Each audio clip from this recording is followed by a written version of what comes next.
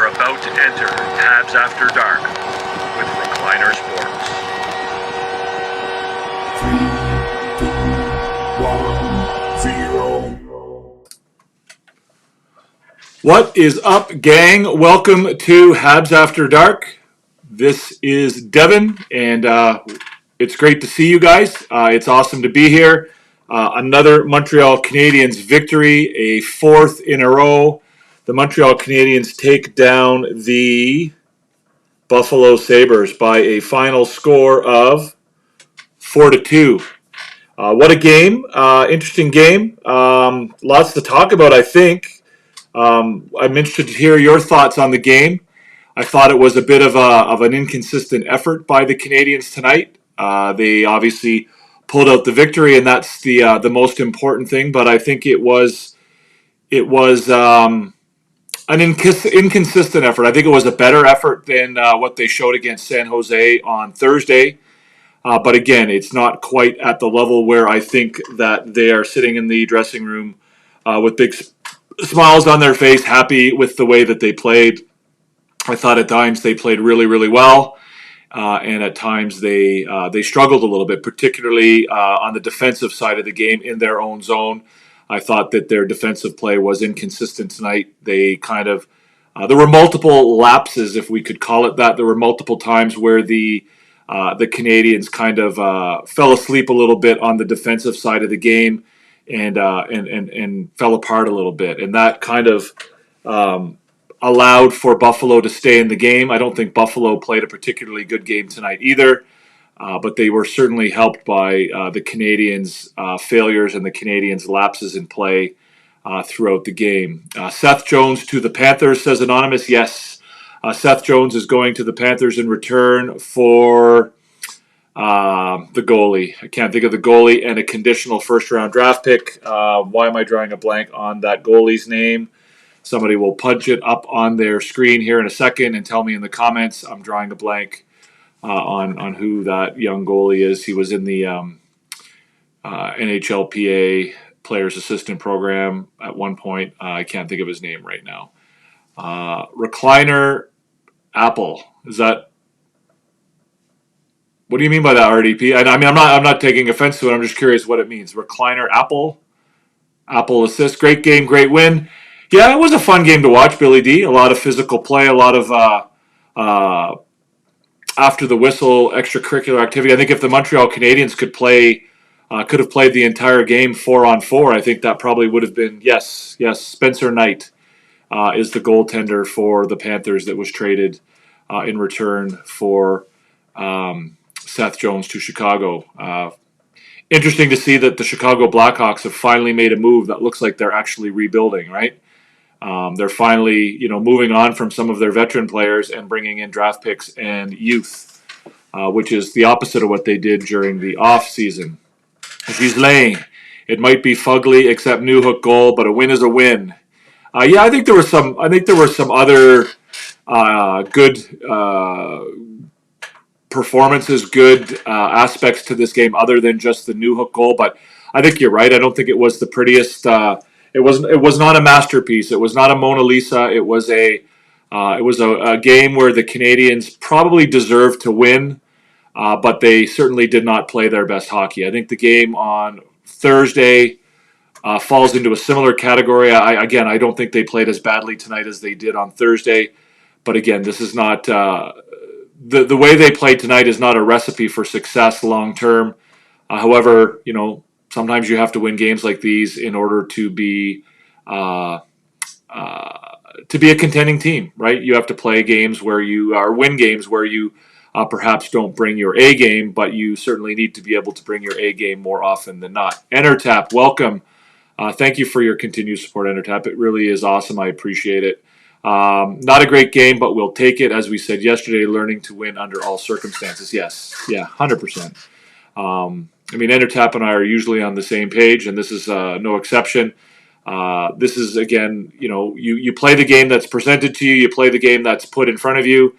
Buffalo is not a great team. They didn't play very well tonight. The Canadiens kind of played down to their level a little bit, and they kind of paid for it in a way, but in the end they were able to pull off the win. they were also able to pull off the win without giving up the extra third point. So they won it in regulation, which I think is a positive. Newhook has been looking good. I mean, again, I think Newhook is a good hockey player. I don't think he's necessarily looked very bad this year. Unfortunately, the numbers haven't been there for him. He hasn't been able to put up goals and assists. But I don't think he's played badly this year. Obviously, production as a second line player is an important part of the game, and not producing numbers is going to be a negative for him. But I like his game. I think his game is good. I mean, I think in a perfect world, he's probably on a third line on a contending team, and I think that's probably where he'll end up when everything shakes out with this team. But I like his game. He's using his speed, both defensively and offensively now. When he does use his speed, when he gets along the wall, and he retrieves pucks, and he uses speed, and not just before he was a speedster offensively, but you didn't really notice his speed defensively. You didn't notice speed, retrieving pucks. You didn't notice his speed winning board battles, that kind of stuff. And I think you're seeing a little bit more of that, and I think that's coming in part from the coaching of Marty St. Louis as well. I don't think it's just. I think they're trying to turn him into an all-around player, and the more he can do that, those other aspects, and use his speed in those other aspects of the game, I think the more suited he'll be to play on the third line and to be that kind of player. Yes, Spencer Knight. Yes. Yes, Lane Hutson played very well, Andre. I agree with you completely. I thought it was one of his better games. I thought he was very solid defensively. And of course, I think he got another 2 points tonight. I think it was 2 assists for Lane Hutson tonight, and multiple chances, created, and multiple chances for himself. I think he ended up with. Let's see what we got here. Canadiens individual scoring chances for.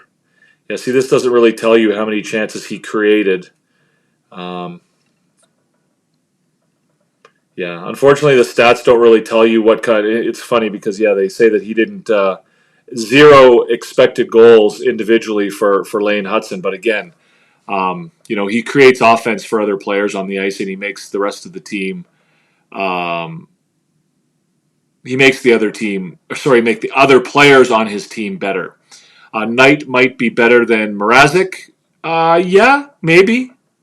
We shall see, right? Knight, I think, came into the league with a lot of fanfare, and there was a lot of expectations. And he was, he's a pretty high expectation prospect, but he hasn't really lived up to that, lived up to his potential as of yet. And maybe a change of scenery will be a positive for him. Buffalo is playing well at home lately. Yeah, they have been playing well at home. I'm not sure they played particularly well tonight, Andre, but they have been lately. You're right. They've been better than their record over their last 3 or 4 games. RDP can probably tell us a little bit more about that. If you're not subscribed yet, please do so, guys. If you enjoy the show, hit the subscribe button below. Give us a thumbs up. All of it counts. All of it's important. We're trying to grow our community here. The more people we can have, the better. We're trying to have a place where people can come and talk about the game after the game is over, where you can come and not really worry about some of the BS that you see on other internet platforms, and just have a fun, interactive, and intelligent conversation about the game. And that's what we're trying to have here, a safe space where you can do that, get away from the trolls. And hopefully we're providing that to you. And if we are, then hopefully you'll join by subscribing. Hit the thumbs up button, hit the notification bell, all that good stuff. Yes, Claude, 4 games in a row for the Habs, 4 wins in a row. They have wins over Ottawa, Carolina, San Jose, and now Buffalo, and then they'll go back to Buffalo. They'll come home and play Buffalo on Monday night. Buffalo tried to punish physically to control the game, Jordan Greenway especially. Yeah, they did, and I thought they did a pretty good job of that. I thought they played the physical game quite well, and I think for the first time in a while, I think that the Canadiens got, I'm not going to say they got dominated, but I think that the physical side of things, Buffalo did pretty well on that. I want to see what the hits were. Yeah, the hits were pretty even, 28-27. Greenway, I think at the end of the game was more about sort of frustration with the loss. But he's a big physical boy, right? He's a strong young man, and he's a handful for a lot of guys. And, he wrestled Jack Eye to the ice, which is no easy feat. So good for him. But I thought the physical side, Mallinston with the hit early on against Heineman, I think it was. And, there were a few big hits out there. But I thought the Canadiens held their own. There was a time where the Canadiens would have shrunk a little bit from that type of physical play. But I think they certainly held their own tonight and didn't back down. I did find that they were chasing the play a little bit. I think when they take control of the game and they push their style of play on the other team, I think it's when they do better. And so when they're taking the physical game to the other team, that's certainly to their benefit. But I thought they did quite well. They did quite well to deal with that. Referee punished Carey on high sticking while the player. Well, that whole play, Ghislain, was a disaster, right? So the play begins with the Buffalo player going into the Canadian zone completely offside, right? He goes in backwards. He doesn't have possession of the puck. The linesmen do not call it offside.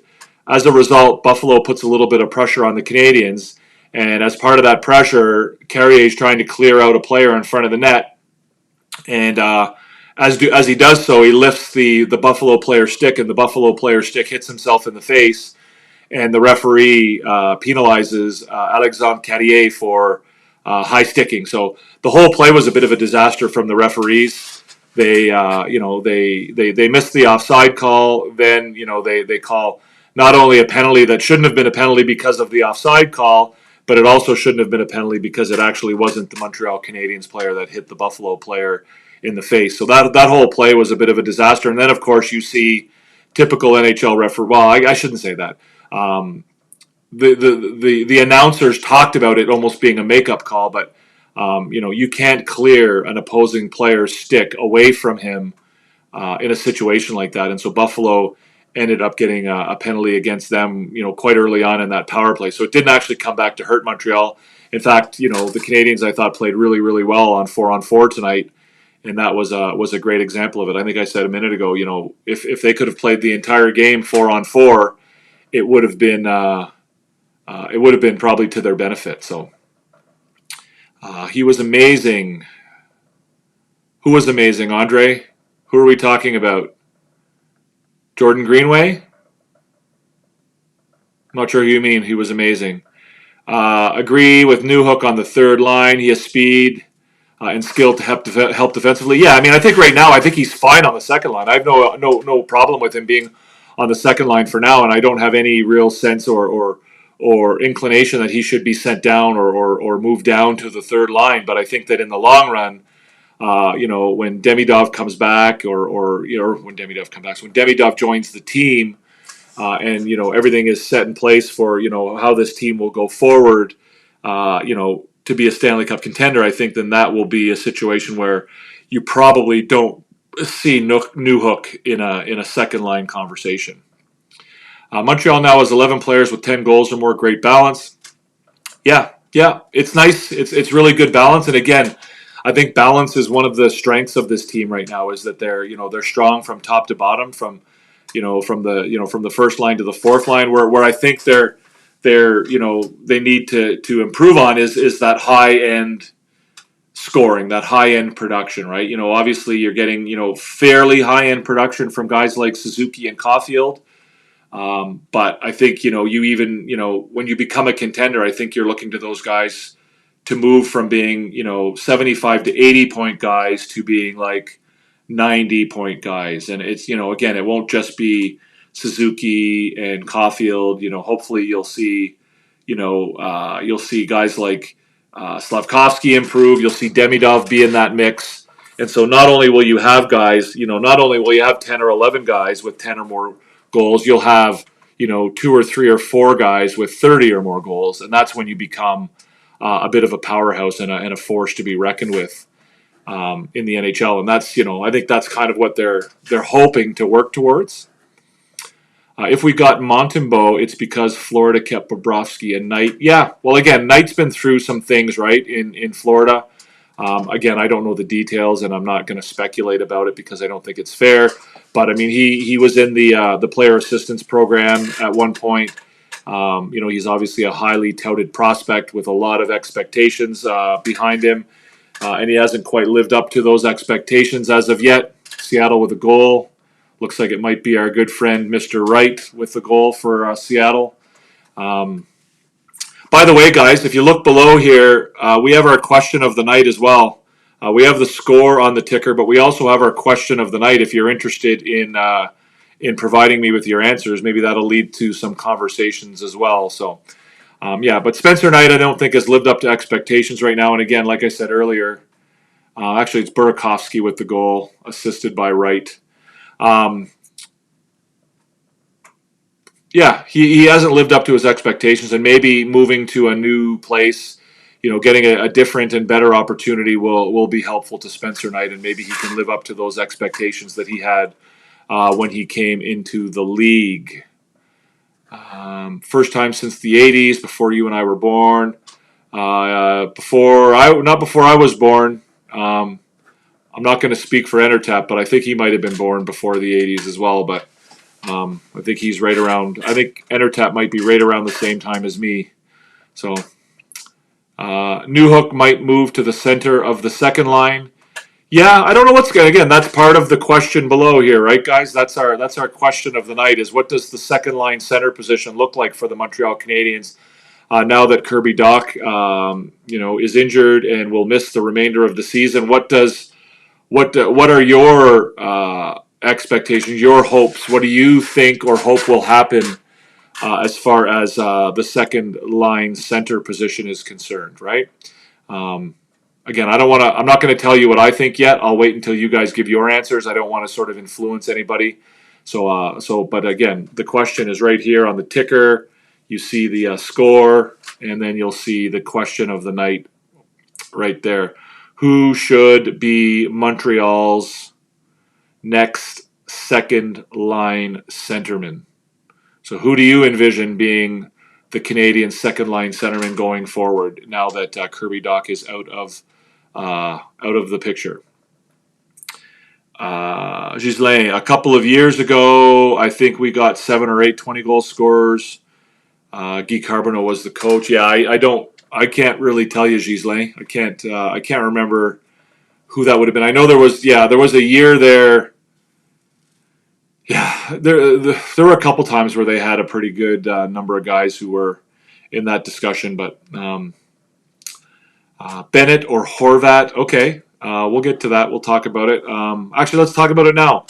I don't agree with either. I disagree with either of those two guys. I think that the balance that is being played here for me is the balance between, how much do you pay and how much talent are you looking for, right? Obviously, the guys who are the best suited for the position are the guys who are also going to cost the most, right? So I think Horvat is $8.5 million for another 5 years, which again I don't think is necessarily a problem, but it is a problem because I think he's 29. He's either 28 or 29 years old, right? So, towards the end of that contract, you're going to be probably paying him more than what he's worth for Horvat.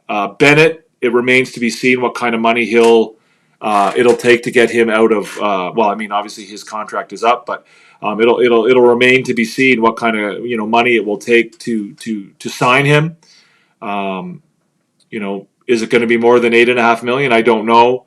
I don't expect that he's the kind of guy who's going to want to settle for less than 6 or 7 years. So, are you prepared to commit to him long term, or are you looking for him to, be a bit of a stopgap until, guys like Michael Hage come around, or, whoever else might be coming up in the mix. So, I don't know. I have no problem with Bennett or Horvat. I don't have a problem with that. But again, I'm wondering if there might be other options out there. The guy who I find really, really interesting is Ryan Donato. I know that he's not on the same level with guys like Bennett or Horvat, but he's got 40 points this year on a pretty terrible team. I believe he's only a -11 on that Chicago team, and he's only making about $2.5 million this year, maybe even less than that. And I think he might be the kind of guy who you could sign for I think he even has a year left on his contract. So he might be a kind of guy that you could sign for $3.5 million and get him for only, 2 or 3 years. So you're not really committing. And, obviously you're not getting the same level of player as you are with Bennett or Horvat, but you are creating. I mean, I think you're probably getting, in Donato, you're getting probably at least the same level of performance as we've been getting, or as the Canadiens have been getting out of Kirby Dach so far this year, right? I mean, I don't think it's anywhere near what Kirby Dach is capable of, but I think you're at least, you're improving on what, Kirby Dach has produced or given to the Canadiens so far this season. So it's, you're improving in that sense. So again, like if you're thinking more about the long term, then maybe somebody like that is the better option, because I don't know that again, a guy like Bennett or Horvat, that to me is more of a. I mean, obviously they're long-term solutions because they're going to want long-term contracts, or in Horvat's case, he already has a long-term contract. But I don't know if that's the Canadiens are not on a short-term game plan. Their window isn't right now. Their window is down the road. So I don't know. Lots of questions. Billy D says, I leave Beck now at 2C. Face-off wins is so important, and he is good. Yeah, the problem with that, I think, Billy D, is one, Beck is not a second-line player, and I don't think the forecast for him is to be a second-line player. I know that he's stood in well, and he's not looked out of place, but I think that one, the plan is not for him to be a second-line player, and two, I think that the Canadiens would really like him to be in Laval and to experience and to be a part of what's going on down in Laval, right? I think they want him to be a part of that. I think they want him to be a part of a winning team. I think they want him to experience, quote unquote, meaningful games. I think they want him to, experience a playoff run. Plus, he plays an important role down there, which will help him in his NHL career, right? He's not just he's not a 10 or 11, 12 minute game guy in Laval. He's a 18, 19, 20 minute game guy in Laval. So I think they would like him to experience that. I think they want him to experience meaningful games in an important role, and I think that's probably ideally what they would like for Owen Beck. That's not to say that they won't keep him. I don't really. Obviously not in the meetings. I don't know what's being talked about. But my sense is that that the Canadiens, that Kent Hughes and Jeff Gorton want those young guys, those core guys in Laval, to stay together for whatever run Laval goes on. Entertap, did you see those Detroit Red Wings helmets worn tonight? Wings on the sides with line up the middle. Ugly. I didn't see. I saw some highlights of the game. I didn't particularly notice the helmets. I thought the jerseys looked good, Entertap. I'll have to go back and have another look and see what the helmets were all about, and I'll have to check that out. A cheap option is Michael Granlund. Let's see what Michael Granlund's all about. I did make a list of guys who I thought would be potential options for the Canadiens for 2C. Granlund did not come out in my research, but let's see what we're talking about with Granlund. So he's $5 million a year. His contract is coming up. He's 33 years old. So there's the first problem I would have with him, Ghislain, would be his age. I don't think the Canadiens are interested in bringing in a guy who's 33 years old. Like I said, I think. Again, if you're looking at a guy maybe for a year or two to bridge the gap between Michael Hage, who may be 2 or 3 years away, maybe. But again, I think they're going to. I think for me anyway, I would hope that they stay away from the older guys and keep it under 30. So that would be my take on Granlund. The guys that I had singled out as being potentials for the role. Again, I don't want to. Actually, I'm not going to give you those guys yet because I want you guys to answer the question here down below in the ticker. So I don't want to influence anybody just yet. I see there's 13 people watching, guys. If you're in here watching the show, you're not yet subscribed, please do so. We would really appreciate it. Help us grow our channel, help us grow our community.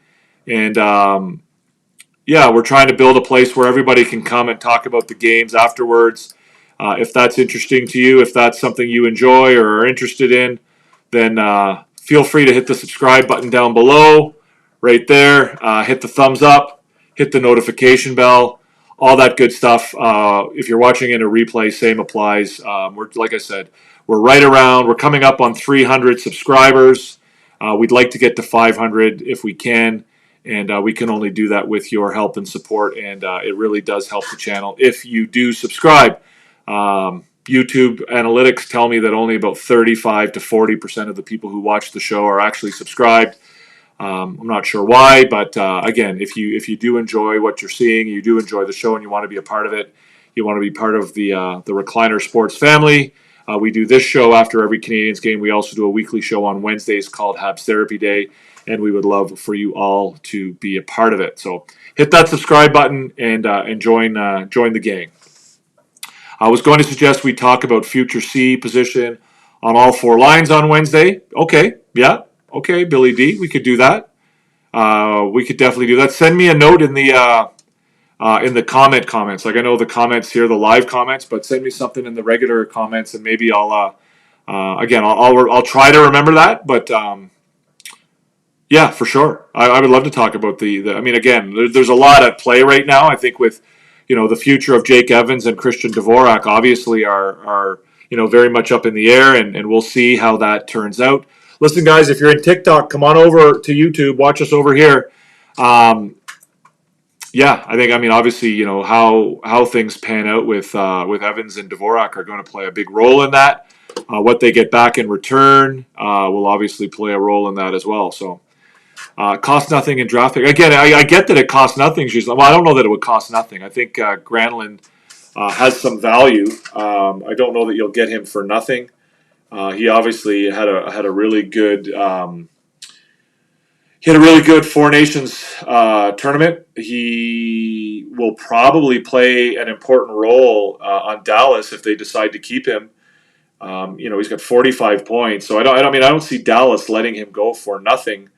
I don't think they're going to just let him go. I mean, I think at his age, I think they're probably looking at him being a participant in their playoff run. Dallas obviously is a team that has a chance to do some damage in the playoffs, and right now they have Granlund, on the wing on their second line, and again, I don't see them. I mean, he's not a name that I've heard mentioned as being on the market, nor do I think that he's a guy that they'll be particularly interested in getting rid of for nothing. He's an important part of their team. The only forward who did not reach 10 goals yet is Christian Dvorak. Okay, does Anderson have 10 goals? I don't know if Anderson has 10 goals yet this year, does he? Let's see here, stats. I don't know that Anderson has 10 goals yet, but he might. Stand by. I think there's probably a couple of forwards that don't have 10 goals. We have Caulfield has 10 goals. Caulfield has 28. Suzuki has 18. Gallagher has 15. Laine has 14. Evans has 11. Newhook has 11. Slavkovsky has 10. Armia has 10. Doc has 10. Heineman has 10.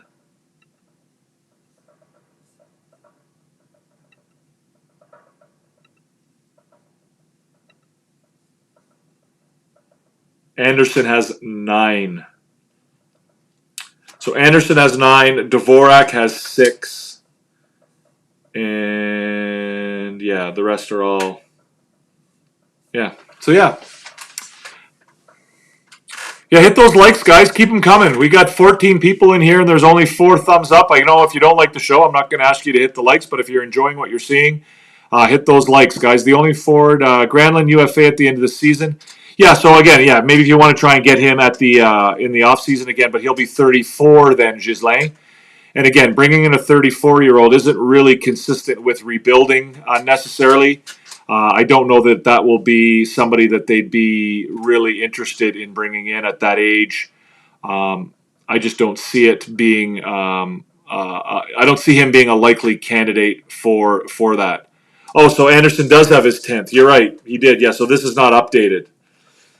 Anderson did score his 10th tonight. You're right. Okay, I gotcha. Dvorak has 6. There you go. So all the forwards but Dvorak. Okay, yeah. Suzuki, Gallagher, Line, Evans, Newhook, Armia, Doc, Heineman, Slavkovsky, and Anderson now have 10. So I guess, yeah, the only two are well, 3, I guess. Dvorak, Kandata, and Pizzetta. I'm just kidding. Yes, Pizzetta, yes. Yes, sorry, he has 10. They just haven't updated on the NHL website. My apologies. I thought Anderson was still a goal or two behind. Cheers, by the way, guys. Thank you for being here, and thank you for your support. I really do enjoy doing this, and I'm glad that you're here to chat with me. Why don't we get to the scoreboard, guys? Anybody else have any thoughts on the question of the night down here on the ticker below? We'll move on to the scoreboard, but again, if you have any comments or input on the ticker below, then certainly feel free to fire away. So again, the Canadiens with a 4-2 win over the Sabres. No scoring in the first period, guys. It was a bit of a.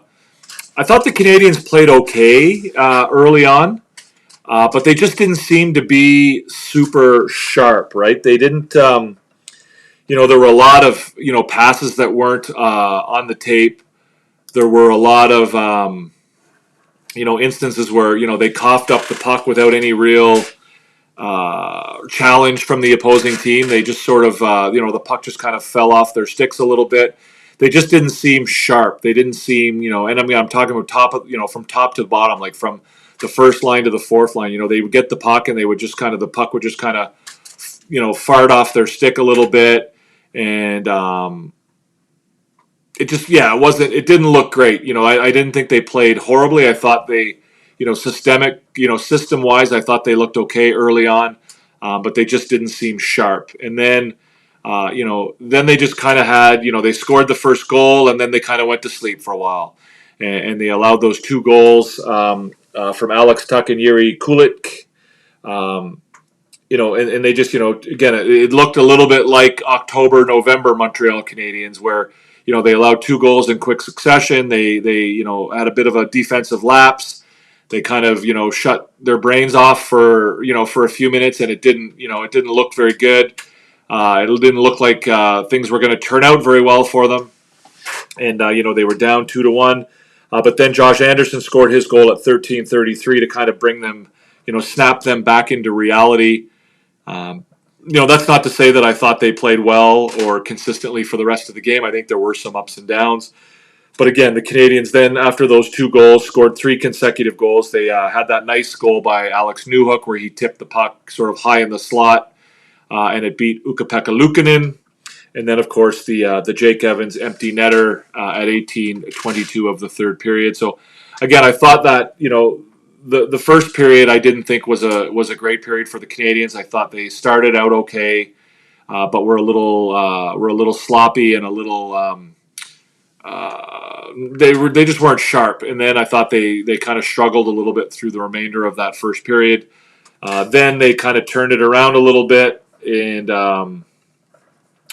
they played a little bit better in the second period after those 2 goals against. Even though they did kind of struggle through the first half of the second period. And then again, they didn't play great in the third period, but again, neither did Buffalo, and so they only needed so much in order to be able to carry that through, and they were able to do that. And again, not the prettiest win of all time, but enough to get the win. And again, 2 games in a row where they didn't have their best performance, but they were able to win anyway. That's fine if you can follow that up with a good performance, but it's not fine if you continue to put that kind of performance on the ice, because you're not going to be playing teams like Buffalo every night. So that's going to be tough. What is my drink? My drink is a Mai Tai.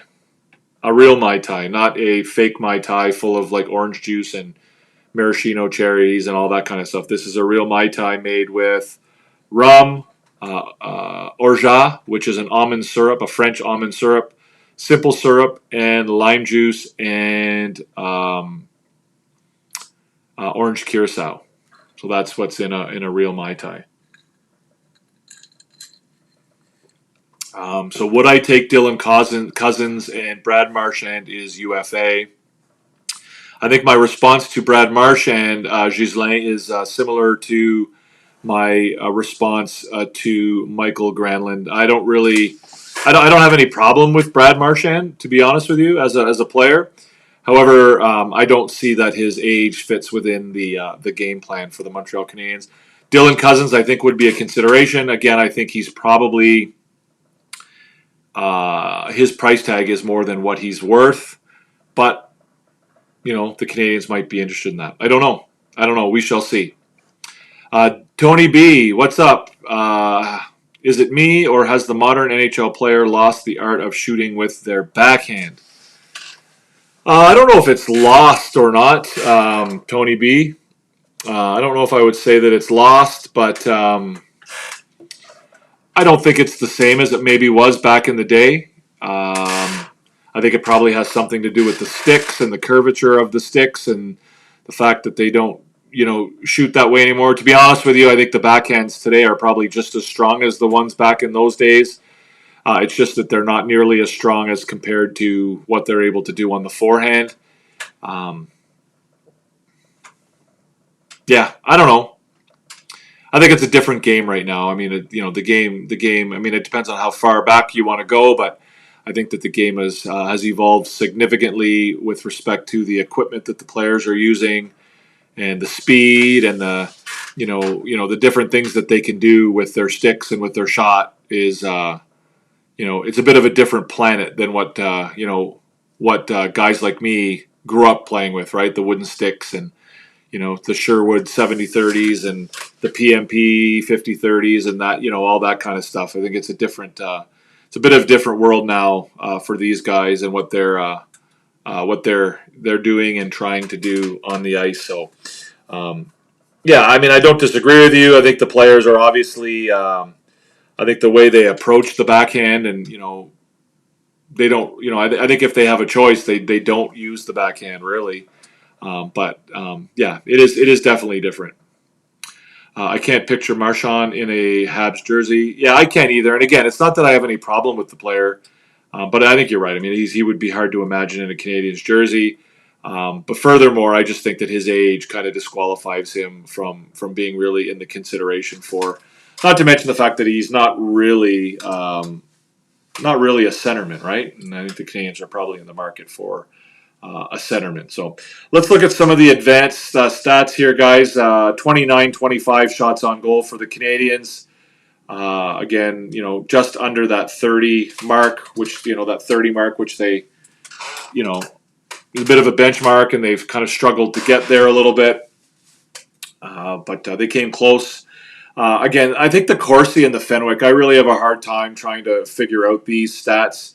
How do you end up with more shots and more high danger chances and a higher expected goals, but fewer, with a deficit when it comes to Corsi? I think I might have made a mistake here actually on the numbers here. Is it? Yeah, I did. So the Canadiens, it's actually 13-9. Not 13-19 on the high danger chances there. So again, that's a mistake by me. I wrote that down, or I typed that out incorrectly. So again, I wonder how you can have more shots and not significantly, but more shots and significantly more high danger scoring chances and more expected goals, but then have fewer. I guess it's about puck possession, and maybe Buffalo had puck possession tonight, although that didn't really jump out to me either. So again, the Canadiens with dominance on the high danger scoring chances, 13-9, 4-2 in the first period, 4-1 in the second period, so 8-3 after two periods. So the Canadiens certainly were on top of their game as far as that was concerned in the first two periods. So. Again, I don't think it was necessarily a bad performance by the Canadiens, but it just was not a performance where I would say they brought their A game and were a team that dominated a team like Buffalo, which frankly they probably should do more often than not when they play those guys. So yes, Denner Tap. I don't think we'll ever have to see Brad Marchand in a Montreal Canadiens jersey. I don't think that is something that we're very likely to see. Again, I think his age is probably the biggest factor keeping that from happening. So, if you're not yet subscribed, guys, to the channel, please do so right below. There's a subscription button or a subscribe button down below. You can also hit the notification bell. That means you'll get notified when the show goes live. We go live after every Canadiens game. And you can also hit the notification bell. Sorry, I already said that. You can also hit the thumbs up. If you're enjoying the show and you like what you see, please hit that thumbs up. If you like the content, whether you're watching live or on the replay, we do appreciate it. And it would be awesome to see if we can break our record of 50. We actually had a show where we had 50 thumbs up, 50 likes in one show. I don't know that we'll get there tonight, but again, there's 13 people watching. If you want to hit that thumbs up, it would be really, really awesome if you would. Is that thunder? I think I just heard thunder outside. It's not February anymore. I guess March you can get thunder. I haven't heard thunder in a long time. A-Team, Hudson, Anderson, Newhook, and Jackeye. Honorable mention, Dvorak. No. I believe you have two correct. Although I don't disagree with them. I'm not sure I would have had Jackeye on that list for me. Dvorak, I think, is a potential. Anderson obviously is a potential. Newhook is a potential. Again, the only one I would say that I'm not sure I would have put on the list tonight is Jackeye. I thought Jackeye kind of struggled a little bit tonight, and I think it. I'm hesitant to criticize Marty St. Louis. I really think that he's. I really think that he's a good coach. I like what he's been doing with the team. Where exactly? I mean, without giving me too much detail, if you don't want to, Billy D. Where in Nova Scotia are you located? Jackeye, I thought, struggled a little bit tonight, and I thought it might have had something to do with his benching in the third period of the last game, which I don't think he deserved. And honestly, I think probably was more of an oversight by Marty St. Louis than anything else. And I think that he went into today's game looking a little hesitant, and I think it might have had something to do with that, which would be unfortunate because I thought he was really on a roll and he was on a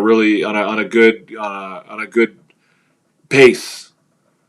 And so I'm also an HRM Billy D. So again, yeah, I thought I just heard thunder outside, but could be wrong.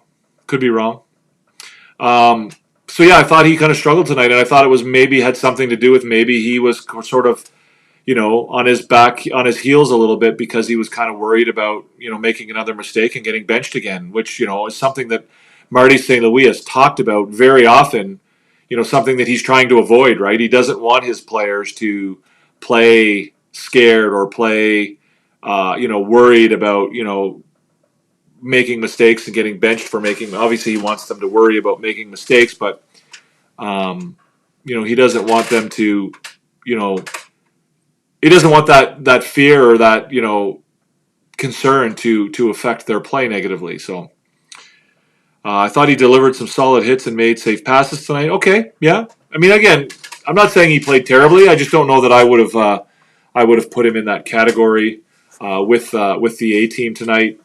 The rest of the guys that you named there, I think I don't really have any issue with.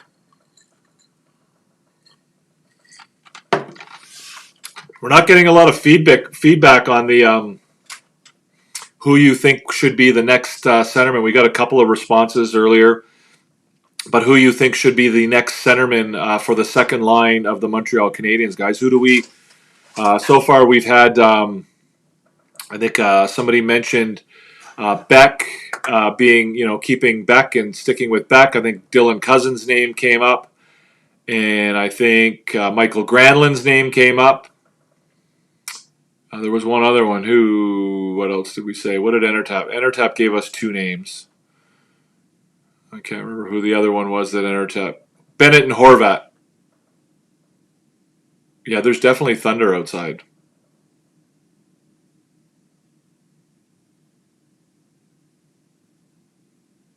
I think.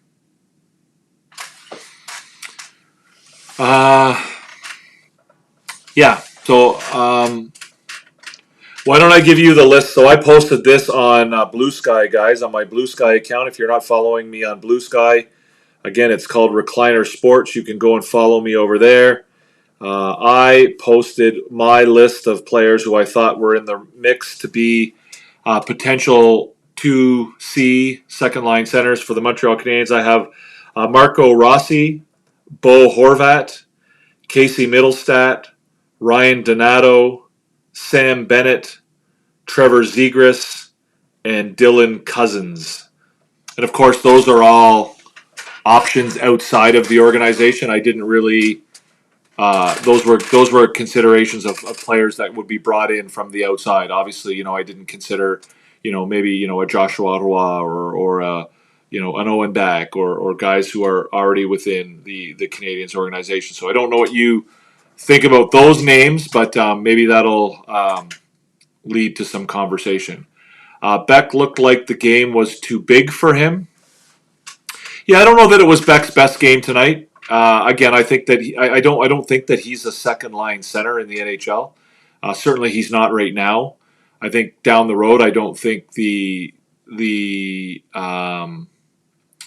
vision for the Montreal Canadiens is for him to be a second line centerman. So we'll see. I think he's in there as a stopgap right now. He's in there short term. I don't think I certainly don't think that they have any plans for him to be the second line centerman of the future. And so again, we'll see how that goes. I think he's fine as long as he's there, and he was fine tonight. I thought that second line played quite well. They certainly didn't make any mistakes or didn't cost anything. They had a goal. Again, I'm not going to sit here and say they're better with Beck than they were with Doc, because I don't think they are. But again, I don't think it's a huge step backwards. Beck hasn't really contributed anything offensively, but I don't think he's also cost them anything either. So, I don't have an issue particularly with Beck on that line. It's just that I don't think that he is a second line player. I don't think his future is as a second line player, and I think that there are better options there at that position. I think he's better suited in Laval for the rest of this year, and I think in the long run he'll be in the bottom six, probably ideally in a perfect world on the fourth line, and they'll probably need to bring somebody else in to play that role, or somebody else within the organization is going to have to step up and take on that role. So Ivan Demidov will be a perfect if he could play center. Would be perfect if he could play center. Yeah, I know that there was some discussion earlier in the year about him being a centerman and the fact that he had played center in the past. But recently he gave an interview and he kind of mentioned that it might be a little bit difficult for him at this stage to play center because he hasn't in quite some time, and that it wouldn't be ideal for him to play center. And he also, funnily enough, talked about the fact how he doesn't really think he's that good at faceoffs. But yeah, I mean, again, I don't know that it's completely out of the question that he might get a chance to try and play center. I think it would be, we've seen in the past how problematic it can be when you have guys who, you try and move into a center role when they haven't really played there as much as you would hope or expect. And then you kind of get into that whole, the media starts to run with it. Is he a centerman? Is he Jonathan Drouin, I guess, is a great example of that. And, that might not be a layer that you want to add to Ivan Demidov's, entry into the NHL, right? I mean, I think, playing in the NHL at a young age is difficult at the best of times, and that might not be ideal. It might not be ideal for you to throw that on his plate as well. It's easier to find a right winger replacement than a center. Yeah, I suppose. Another choice would have been Oliver Kapanen. Again, I think Kapanen probably looks to be in the bottom six if he makes this team down the road. I think he's more of a, again, I think he's probably in competition with Alex Newhook for the third line center position. In a perfect world, I think that's probably where he fits in. Maybe he slides over to the wing, or maybe Newhook slides over to the wing. Newhook is a left-handed centerman. Kapanen is a right-handed centerman. Again, it never hurts to have two centermen on one line, both of whom, each of whom are, different handedness, right? One can shoot left and one shoots right. So you can switch them around, to take face-offs, when you need to. So we'll see. We'll see where that goes. And obviously there's a lot of things that are going to happen between now and then. There's a lot of guys who are going to get opportunities to, either push some of those players out, or maybe Newhook doesn't even figure in the discussion down the road. Maybe Michael Hage comes along. Maybe maybe Joshua Roy comes along. Maybe whoever they draft this year, moves into that role. Like maybe Sam Harris, gets into the picture. Maybe Tyler Thorpe gets in the picture. Like there's all kinds of guys coming up, and so it's nice and it's a good problem to have that they have all of this competition coming up through the system, right? It's not a situation where, you've got to make a decision now of who's going to be your third line center of the future. So I don't think our future 2C is in the system. Well, it depends on how far in the future you're talking about, Billy D, but I think you're probably not far off on that. I mean, the only real legitimate candidates for that are, so let's see, who's in the system, right? Like in the system, you would have probably legitimate candidates for 2C in the current Montreal Canadiens system would be Kirby Dach, would be maybe Alex Newhook, Michael Hage, and that's probably it. I mean, somebody might throw another name out here at me that I could, could come up with, but I think those are probably the three guys in the system right now who could play that position, when the team becomes a contender. I don't think that Newhook is necessarily that guy. He's probably not. He's not ideally that guy. We'll have to see what Michael Hage turns into. There's obviously a lot of runway in front of him between now and then. So, and Kirby Dach again. I mean, if Kirby Dach plays the way again, everyone seems to have quit on Kirby Dach, and I get that. I get the frustration with Kirby Dach, but if we could see, the Kirby Dach that played in the last 20 or 25 games of not last year but the year before, and then in training camp, I mean, a lot of people forget about this, right? He was the best player on this team. And again, there's no real argument about it. Going into last season, Kirby Dach was the best player on the Montreal Canadiens, right? There was discussion about whether or not he was going to take over the first line center role from Nick Suzuki. He had a really strong final 20 games of the previous year. He was the best player in training camp. He came out and had, I think he had 2 points in his first game. And, he was playing really, really well. And that's why it's so hard to quit on him, right? That's why, it would be a lot easier for the Montreal Canadiens to say, yeah, we can move on from Kirby Dach, like it's not a big deal. He hasn't worked out. But they've seen what he has, and they've seen what he's capable of. And that's sort of, again, I know that it's easy to, to quit on him and to say, oh, he sucks and he's been terrible this year and he's got a minus 29 and, he hasn't produced and I get that. I understand that. It's frustrating. And, it's frustrating to me. But again, when you've seen somebody do, and it's not like he did it for a week or he did it for, he did it over, a quarter of a season. He did it over a period of time. And again, it's not just like, oh yeah, he had a great week where, even this year, right? We saw glimpses of it this year. During that winning streak or that positive streak during January where he had 3 or 4 or 5 games in a row where he was, scoring and producing. But, it's been inconsistent. And I don't deny that. I don't deny that there's problems, but I'm just saying that, like, it's like when you have, I'm trying to think of a good analogy, right? Like you have something that's been really, really good, and then it kind of goes away, and it's kind of like you're still, I know how good this can be, but I've got, I can't quit on it because I know that there's still something there. And so, if he's able to recover from this injury and come back next year, I don't think he's completely out of the picture. And he's still under contract.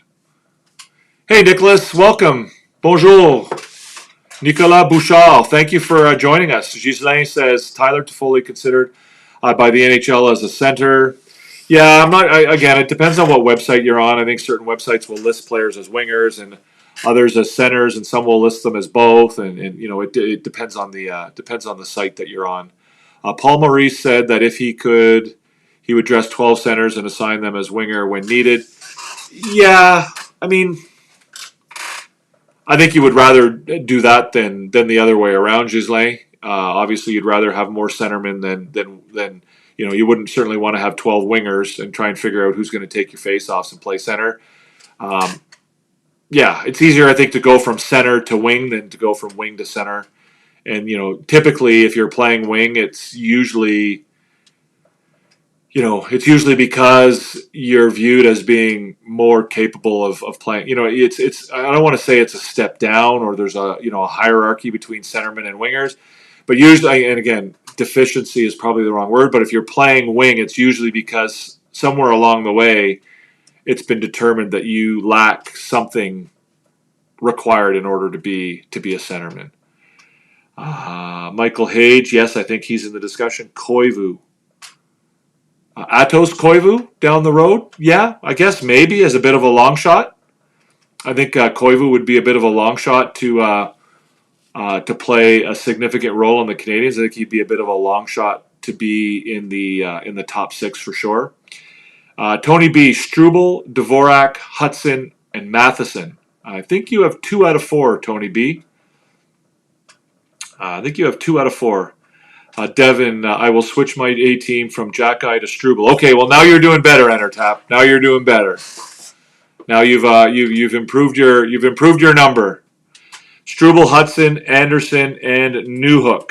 You're doing better now, Entertap. You're on the up and up now. You're getting warmer. You're getting warmer. That's for sure. How about this hair, guys? Is this hair like? I don't know if you guys remember me. I don't know if any of you guys are from the good old days when I was on TikTok when I had a bald head with a beard like down to here that would be like inside of this microphone right now. But yeah, my hair is kind of getting a little bit wild and out of control right now.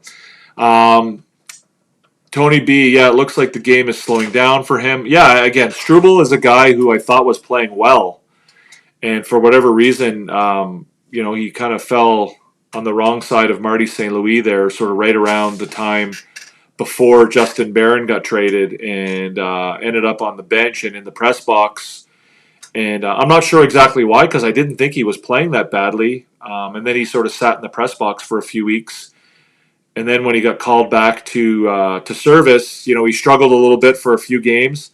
And now I think he's playing really good hockey. I like his game. Again, I think his trajectory is very reminiscent of Arbor Jack-Eye's. He's had to just sort of simplify things a little bit when he simplifies things and when he takes it easy and basic, that he's a lot better. He uses his body, but he doesn't go out searching for contact. He makes the simple pass. He doesn't look to be complicated. He just does he does the he keeps it simple. I mean, again, keep it simple, stupid, right? Like, if there's no pass to be made, he just buries it off the glass. He's and again, I think the more and more he gets comfortable, you saw him tonight sort of get into the rush a little bit a couple times. You saw him get a couple shots on goal. You saw him get involved with the offense, and I think he's played quite well. I think Struble has been a bit of a revelation this year, and again, I have no problem with him being on this team. Do I think he will make the cut long term? Probably not, because I think he'll eventually get sort of pushed out. I mean, unless he just continues to improve, and then you might not have any choice. But I think down the road, as guys like Reinbacher and Mayu and Engstrom and maybe Konyushkov, if he gets in the mix, those guys will eventually push a guy like Struble out. But again, if they don't, then you've got a great option there, right? I mean, I don't think you're in trouble with Jaden Struble and Arbor Jacki as your third pairing defense. I think you can win a Stanley Cup with those two guys as your number 5 and number 6 defense. So, right, if that's your worst case scenario, I think you're doing pretty good, right? If your worst case scenario is a third defensive pairing of Jacki and Struble, and then some sort of combination of Hudson, Reinbacher, Mayu, Gooley, Engstrom, whoever else above that, then I think you're in pretty good shape. With 22 games to go, who do you think will clinch the wild card spot? It's a tough question, Nicola. It's a tough question, and I don't like to make predictions because I think it's you're basically guessing. But I like Columbus. I like the story in Columbus. I like the fact that they're a bit of a team of destiny, and it's always risky to bet against a team of destiny like that. Next up, maybe Detroit. I think Ottawa, if they can get their act together, is probably the best candidate for it. But again, they're just so inconsistent, and I think they just lack.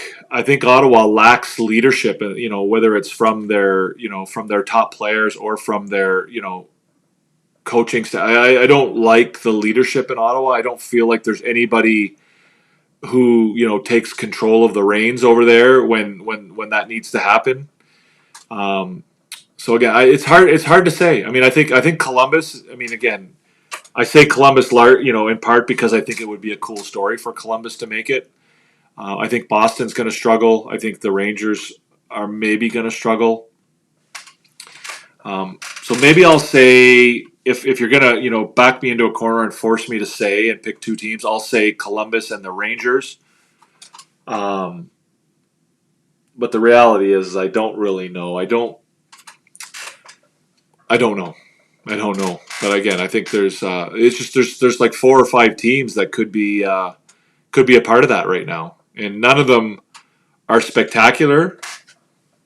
And I think it all depends on which of those teams develops a little bit of consistency between now and the end of the season. Give us a thumbs up, guys. If you haven't done so yet, hit that thumbs up button. It's right here below. Easy to do. And if you're not yet subscribed, please subscribe. Help us grow the Recliner Sports community. Help us grow the Habs After Dark community. And all you got to do is just hit that button. The subscribe button is right down here below. If you're watching live or in a replay, easy peasy, easy to do, and the thumbs up as well. We would really appreciate it. Ghislain, also junior coach, know that players are our center at drafting, so they convert their winger a center in their last year of selection. Yeah, again, I think that is an opportunity that if you're one of the better players on a team, I think you might see an opportunity to get moved up to center. Again, I don't. Center. It's a lot easier to go from center to wing than it is to go from wing to center. So I don't know. It's hard to say. But again, your best players typically coming up through minor hockey will, certainly on the forward side of things, will get moved to the center because, there is a little bit more responsibility there as a centerman. And if you have that, skating ability and that hockey sense, then, typically, you like to give those kinds of players more responsibility than, maybe the ones who don't have those same skill sets. Aiden, am I crazy? Yes. No, I'm just kidding. Am I crazy for thinking the Habs should take a run at Sam Bennett? No, you're not crazy, Aiden. Um, you know, I don't know that it's, again, I think we talked about it earlier. You say I think Bennett and Hage would make really solid middle six centermen.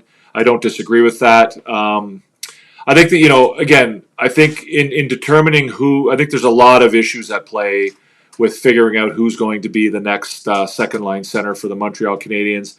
I think, you're looking at things like, obviously salary, you're looking at like term, you're looking at their age, you're looking at whether or not, are you trying to find somebody who's going to be long term in that role?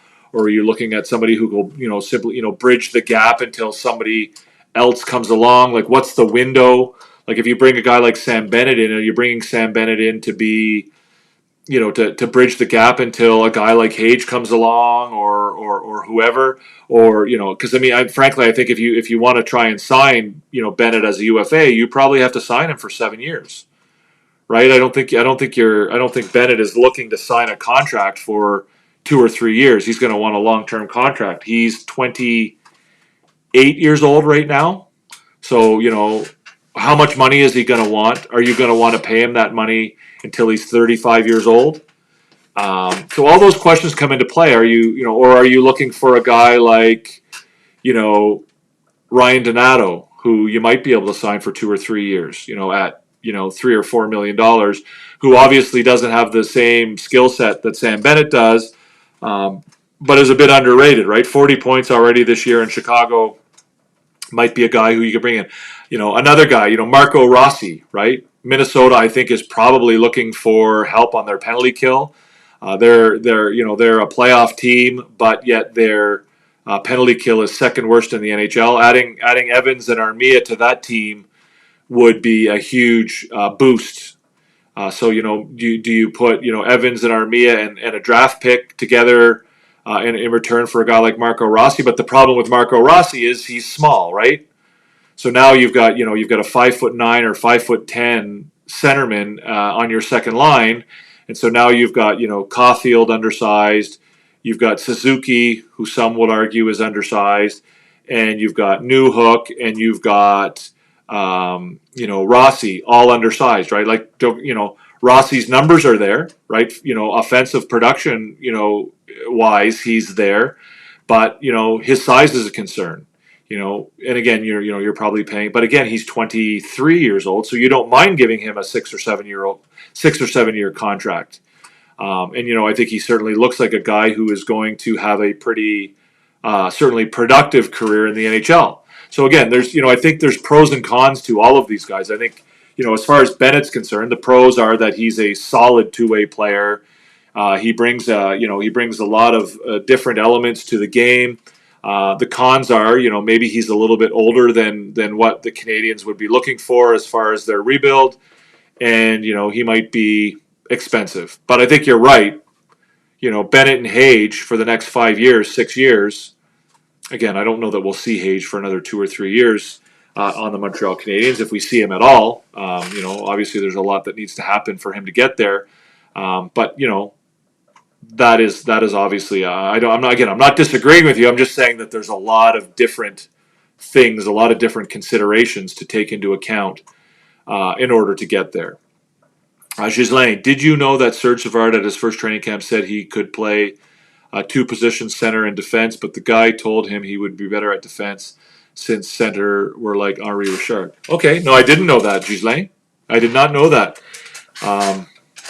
it's kind of weird to think about that because, if you think about Serge Savard and the way he played hockey, it's kind of difficult to imagine him being a forward, let alone a centerman in the NHL, just because of the style that he played. He was a big, not really the fastest skater in the world. Certainly later in his career, I guess, when we all remember him, it was kind of weird. It would be kind of weird to think of him as a forward. Tony B, it was refreshing to see the backup goaltender. I can't talk right now. It was refreshing to see the backup goalkeeper being boring and get the dub.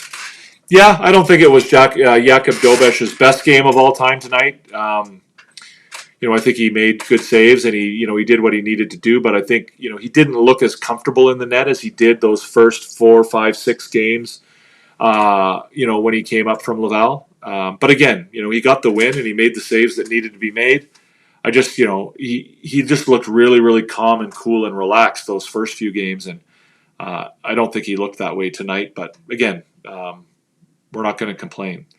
What's up, Puckhawk? Good game tonight. Hudson looked great. Yeah, he did. I agree. Hudson did look great. He typically does. He obviously sprinkles a couple of stinkers in there every once in a while, but he looked very good tonight. Nicolas, Ottawa really missed the opportunity with Patrick Roy. This team, with all their talents, with a coach like Roy, would be a sure bet for the playoffs. Yeah, I have my misgivings about Patrick Roy.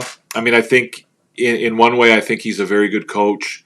In another way, I think he is still too much of a throwback for me. But I do think that a team like Ottawa might benefit by a Patrick Roy. I'm a fan of the more progressive, new school type coaches like Marty St. Louis. But I think each team needs different types of things. There's different. Each team needs a different kind of coach, and I don't disagree that the Ottawa Senators might have used a guy like Patrick Roy who would be progressive in some ways, but also a bit of a hard ass, and I think they probably need that a little bit. I think there's a lot. I think there's more than a few personalities on that team that think they're pretty hot shit and need to be brought down to earth a little bit in order for that team to succeed. And I'm talking about sort of their young, better players. And I think if Patrick Roy might be the right man for that job. But I think that the lack of leadership sort of permeates from the top to the bottom of that group. I think it's from management all the way down to to the leadership group on the ice. Brady Tkachuk's a fantastic hockey player. I just don't know how much of a leader he is at this stage of his career. Tim Stützle is a great hockey player. I just don't know what kind of a leadership role he's capable of playing. The same goes for guys like Josh Norris and Batherson. I think that the only guy that really on that team that Hamonic, I guess, but Claude Giroux, who I'm not a huge fan of. I think Claude Giroux's leadership is a little overrated. Personally, maybe I'm alone in that. Maybe that's my own personal opinion, and it's maybe not worth that much. But again, I don't know that they have a ton of leadership there on that team, and I think that they struggle because of it. And you might be right, Nicola, that Patrick Roy would be a guy who could bring some of that to them. They're not going to trade Kirby Dach, is he? If you want to talk about it, come on over here to YouTube. I wonder if there's a chance the Habs could try to get Byfield. Rumor is he might be available this offseason. I hadn't heard that rumor, Aiden. Byfield, I believe, is a winger. I don't know that he would be of great interest to the Canadiens. I don't know where you heard the rumor. I'd be surprised, I guess, to hear that LA was looking to move on from Byfield. I believe he's under contract for some time. He's obviously a player of the future for that team. It would probably take a significant amount to get him away from LA, and I'm not sure that the Canadiens would really be looking to do that. Or a guy like David Desharnais, a guy who was good but on a smaller size. What were we talking about? I'm not sure what you mean by that, Ghislain. Who are we talking about? Who are we talking about there? I really like Graf. I think Graf is a good player for the Sharks. I think he was. I mean, again, he was a free agent pickup out of the NCAA. Played at Quinnipiac. Um, but yeah, I like Graf in his game. Maybe this year's first plus Reinbacher would get it done for Byfield. Why? Why? I don't get that. Like, why are you doing that move? What's the purpose? Like, what's the purpose of doing that for Byfield? They're not looking for wingers. They're looking for centermen. Byfield's not a centerman. I get that he's a very good player, but you're talking about giving up a first round draft pick, and well, you're basically talking about giving up 2 first round draft picks, right? Reinbacher, you know, obviously still hasn't had the opportunity to prove himself, good or bad, and you're giving up a first round draft pick for Byfield. I don't understand why Montreal would do that deal. I don't understand what the upside would be for Montreal to do that deal. Puckhawk, I still like Zegras, especially if compared to Cousins, as I saw on X. I don't dislike Zegras either, Puckhawk. I know a lot of people have kind of soured on him as an option.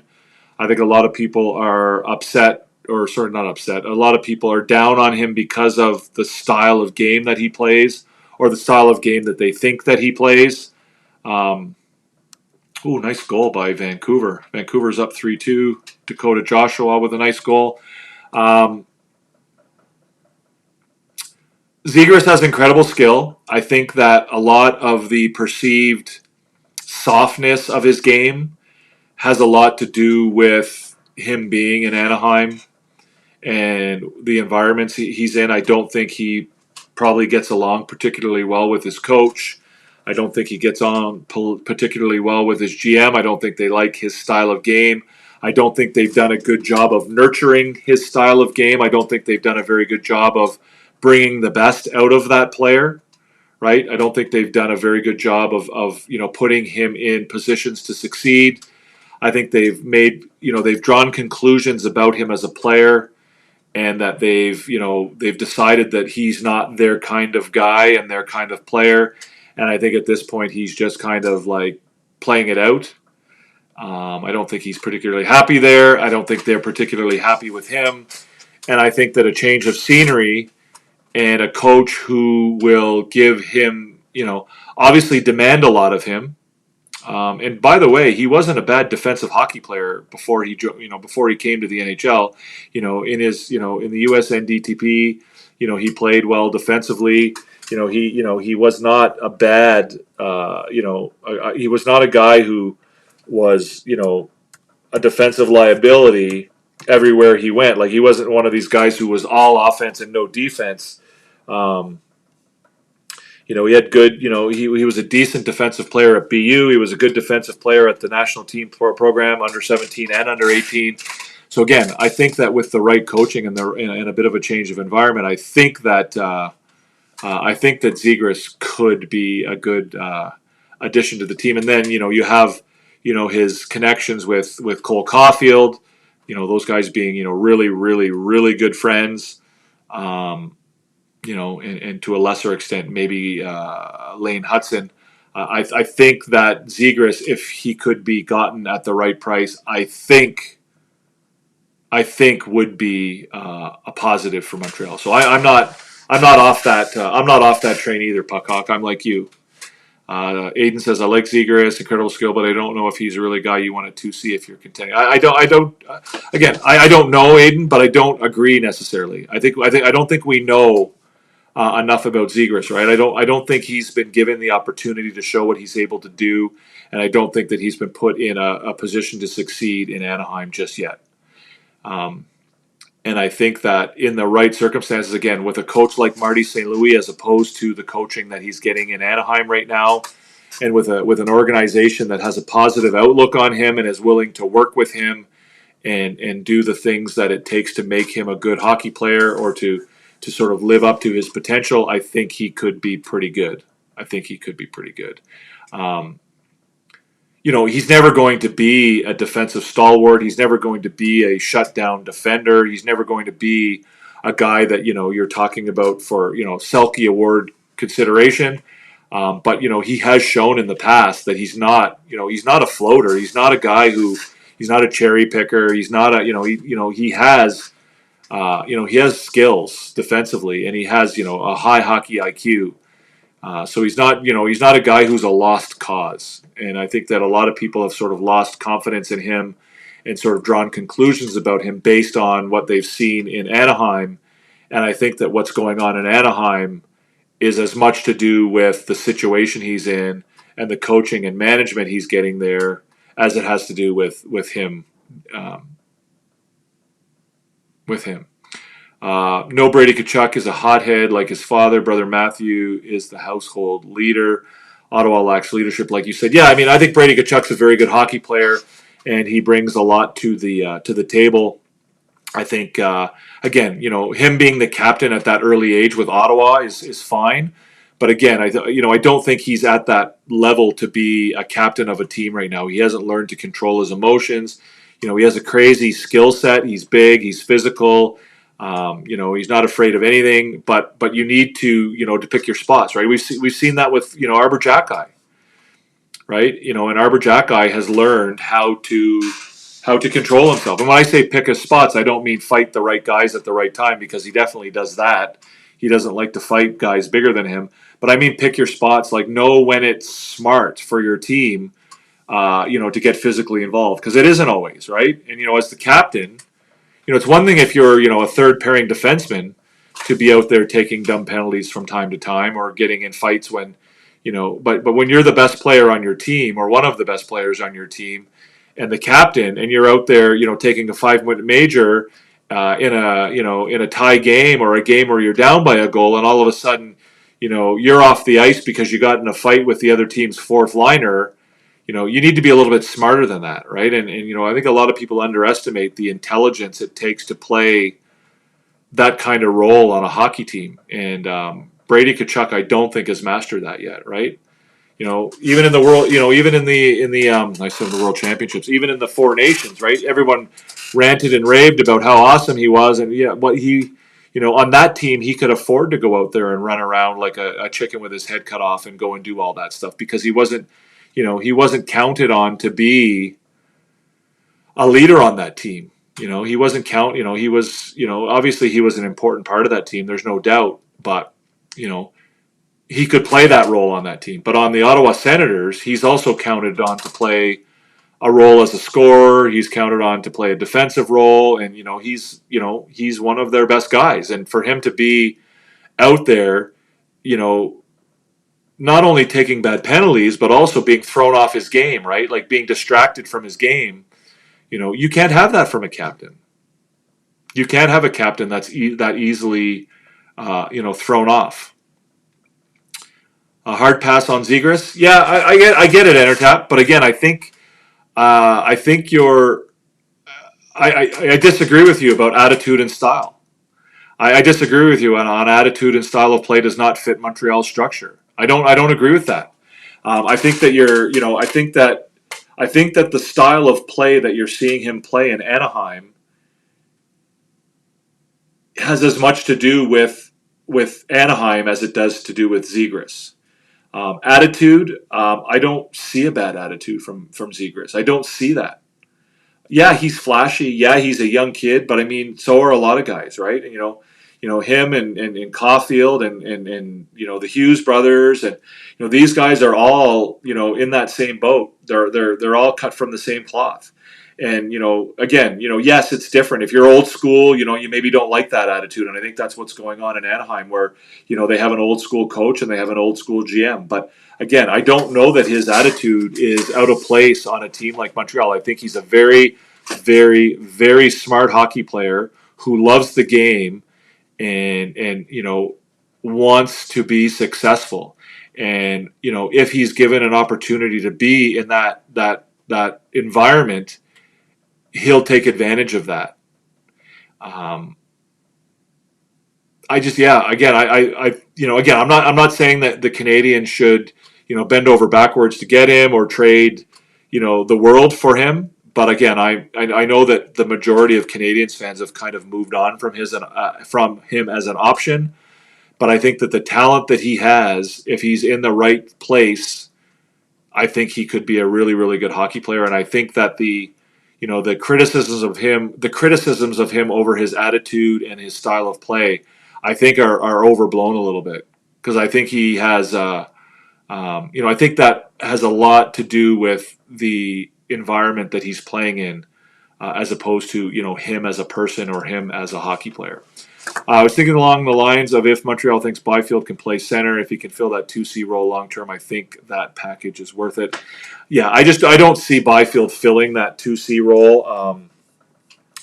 I don't think him being largely a winger in the NHL so far in his career. He's also I don't. Yeah, and again, I don't see LA being particularly keen to give him up, Aiden. To be honest with you. A lot to give up, but I'd be willing to give up first and Reinbacher for someone who can fill that 2C role. Yeah, again, I'm not willing to give up a first and Reinbacher for it. Again, I don't think that the Canadiens' plan, I don't think their rebuild is built on giving up on first round draft picks.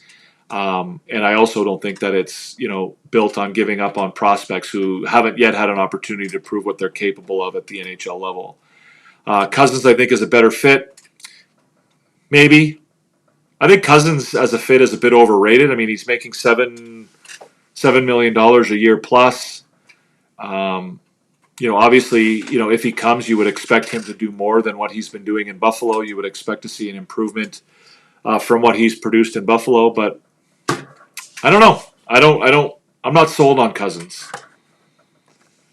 I'm not sold on Cousins. I don't agree. I mean, I don't know that he's too similar. I mean, I wish he was similar to Doc. I think Doc's, again, you guys, obviously Doc has struggled this year, but the upside of Doc is head and shoulders above Dylan Cousins. He just needs to to be able to get there. Slav, Suzuki, Demidov, Caulfield, Zegras, XXX. It would be sweet. Yeah, I don't know if I would have my line set up that way, Nicola. But yeah, those 5 guys in your top 6 would be interesting to watch. I think that Suzuki being nearly elite defensively allows the Habs to look for a 2C. That may not be great defensively. I agree with that. So I could see the fit with a guy like Zegras. I'm not off, or I'm not out on Zegras at all. So. Less injury issues, yeah, again. But I mean, you never know, right? Anybody can get injured at any time.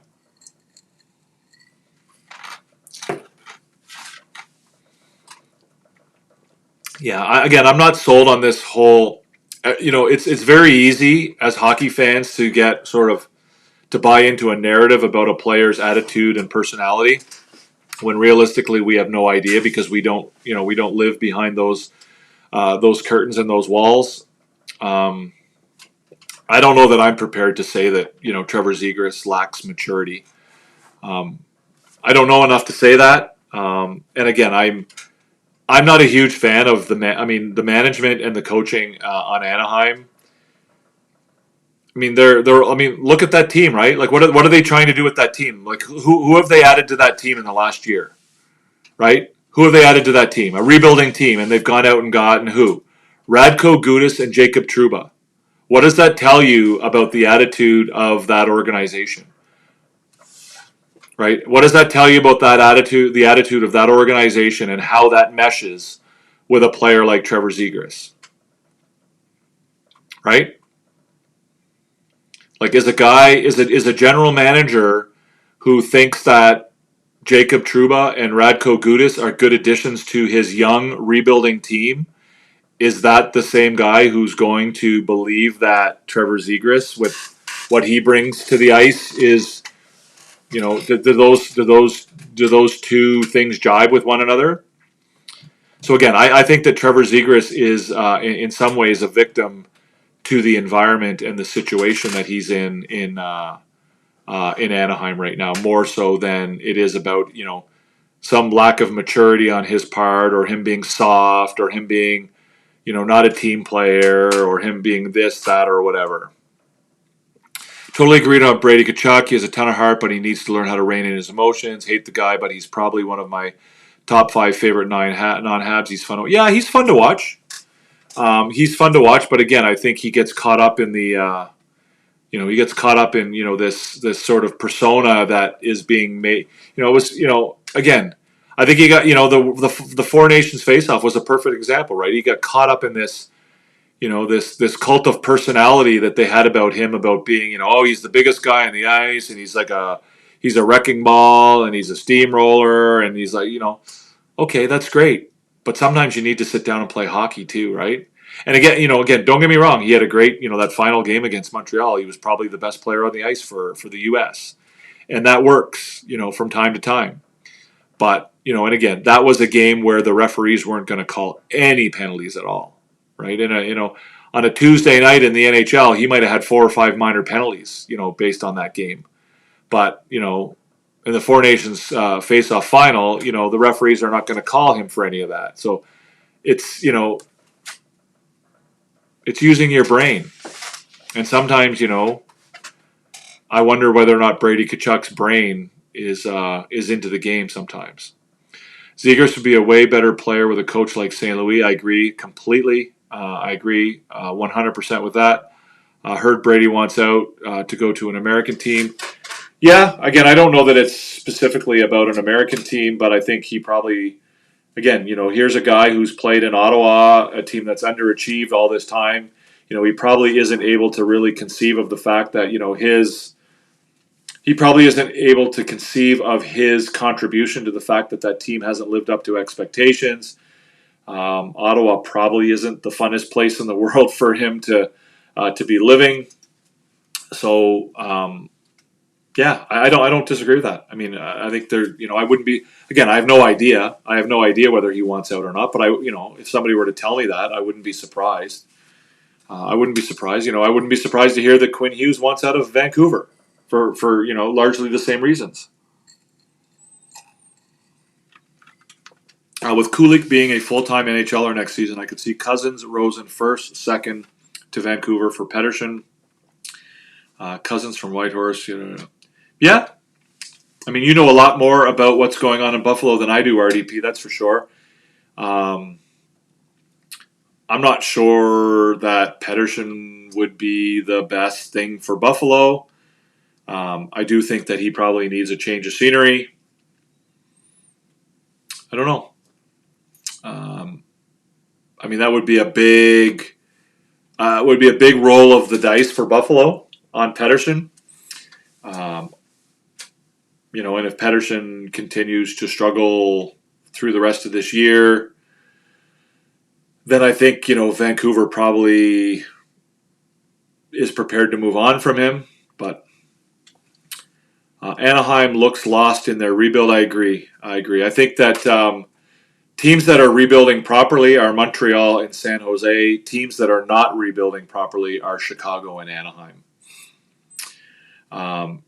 Chicago is, their general manager just again, I don't think he seems to have a single clue at all. If you look at the players that they picked up in the offseason and at free agency, it's just out to lunch, bringing in, I think they brought in multiple guys who were 35 years old and over. Alec Martinez, Craig Smith, guys like that. I just don't get how you can justify that on a rebuilding team. And now you wonder why your team is strong. Essentially, you're playing just as badly with these 35-year-olds on your team who were supposed to bring some level of consistency or some, level of balance to your team as you would be if you brought up all of your rookies from Rockford, right? If you brought up Nazar from the beginning, if you brought up Del Mastro, if you brought up Lev Shunov, if you you'd be basically in the exact same spot you are right now, but those guys would have another year's worth of experience, and they would be getting the experience of playing in the NHL. If you went out and brought in a coach who was capable of developing and teaching, you could bring up those young guys, and you'd be you'd probably still be in the bottom 3 or 4 in the league, but at least, you're developing and moving towards something. And then, you go out and this year you're going to have high draft picks again and you're going to bring in a few more guys. A rebuild takes 2, 3, 4 years before you start seeing progress. And it seems like Chicago and Anaheim, Anaheim's a little bit different. Chicago, anyway, didn't seem, they wanted to rebuild, but they didn't seem prepared to deal with, 2 or 3 years of losing. And you need to be prepared to do that, in order to properly rebuild. Anaheim is more about, I don't know about the personnel they brought in, right? I'm trying to think of the name of their coach. I'm drawing a blank right now. But, they brought in an old school hard ass coach. Not Caulfield. What's his name? I can't think of his name right now. But they brought in an old school hard ass coach. Like, that's not what you bring in to coach a rebuilding team. It's not what you bring in to coach a bunch of young kids, right? You bring in a teacher. You bring in a guy who can develop guys, who can, teach guys how to be better and teach guys how to win in the NHL. Again, I'm not, obviously I'm a Canadiens fan and I'm biased, but you bring in a Marty St. Louis. You don't bring in a Rick Dudley. You don't bring in a Mike Keenan. You don't bring in a John Tortorella, right? Philly's another team that's screwing up their rebuild. You don't bring in guys like that. You bring in a guy who's going to coach and mentor and build a team. Pedersen and Dahlin are from the same homeland. Yes. Vancouver wants him gone. Maybe. We'll see. I'm not sure about that. I like how Chicago and Anaheim doing with their rebuild because of them. Demi Dove was available for the Canadiens. Love everything they are doing. Yeah, I get that. I catch your sarcasm, Nicolas.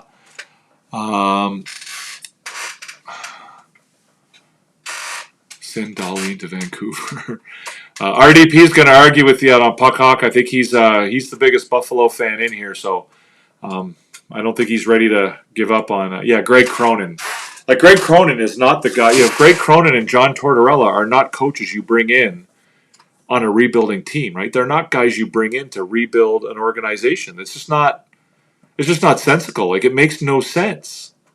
Like, what are you thinking? Like, again, I get that there's different ways to rebuild, and not everybody rebuilds the same way. But, rebuilding at some level is going to mean young players.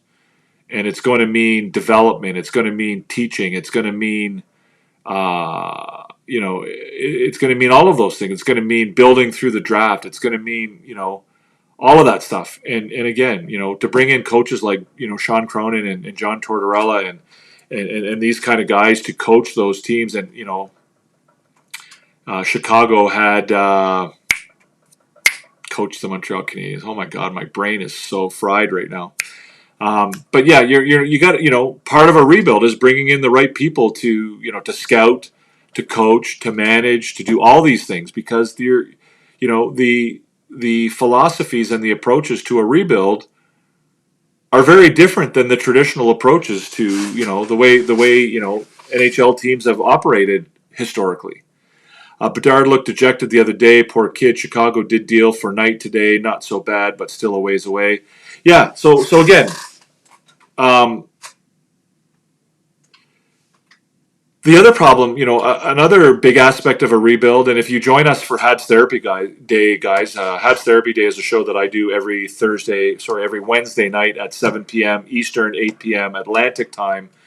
I do a section or a portion of that show is about the rebuild, and we talk about different aspects or different components of a rebuild.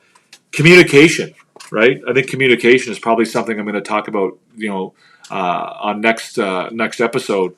In a rebuild, it's important to communicate, right? It's important to let a guy like Connor Bedard know what's going on with your team. And for Connor Bedard to be coming out in the press and talking about, I want to be competitive and I want to be this and I want to be that, it demonstrates to me that the organization is not communicating with him what their plan is. How do you not communicate what your plan is to Connor Bedard? Connor Bedard is the future of your organization. How is he not up to date or up to speed on with what you're doing? Like, how is he not up to speed with what your rebuild plan is? or and maybe he is, and maybe you've told him that you think you can be competitive in a year or two. But if that's the case, then you've got unreasonable expectations.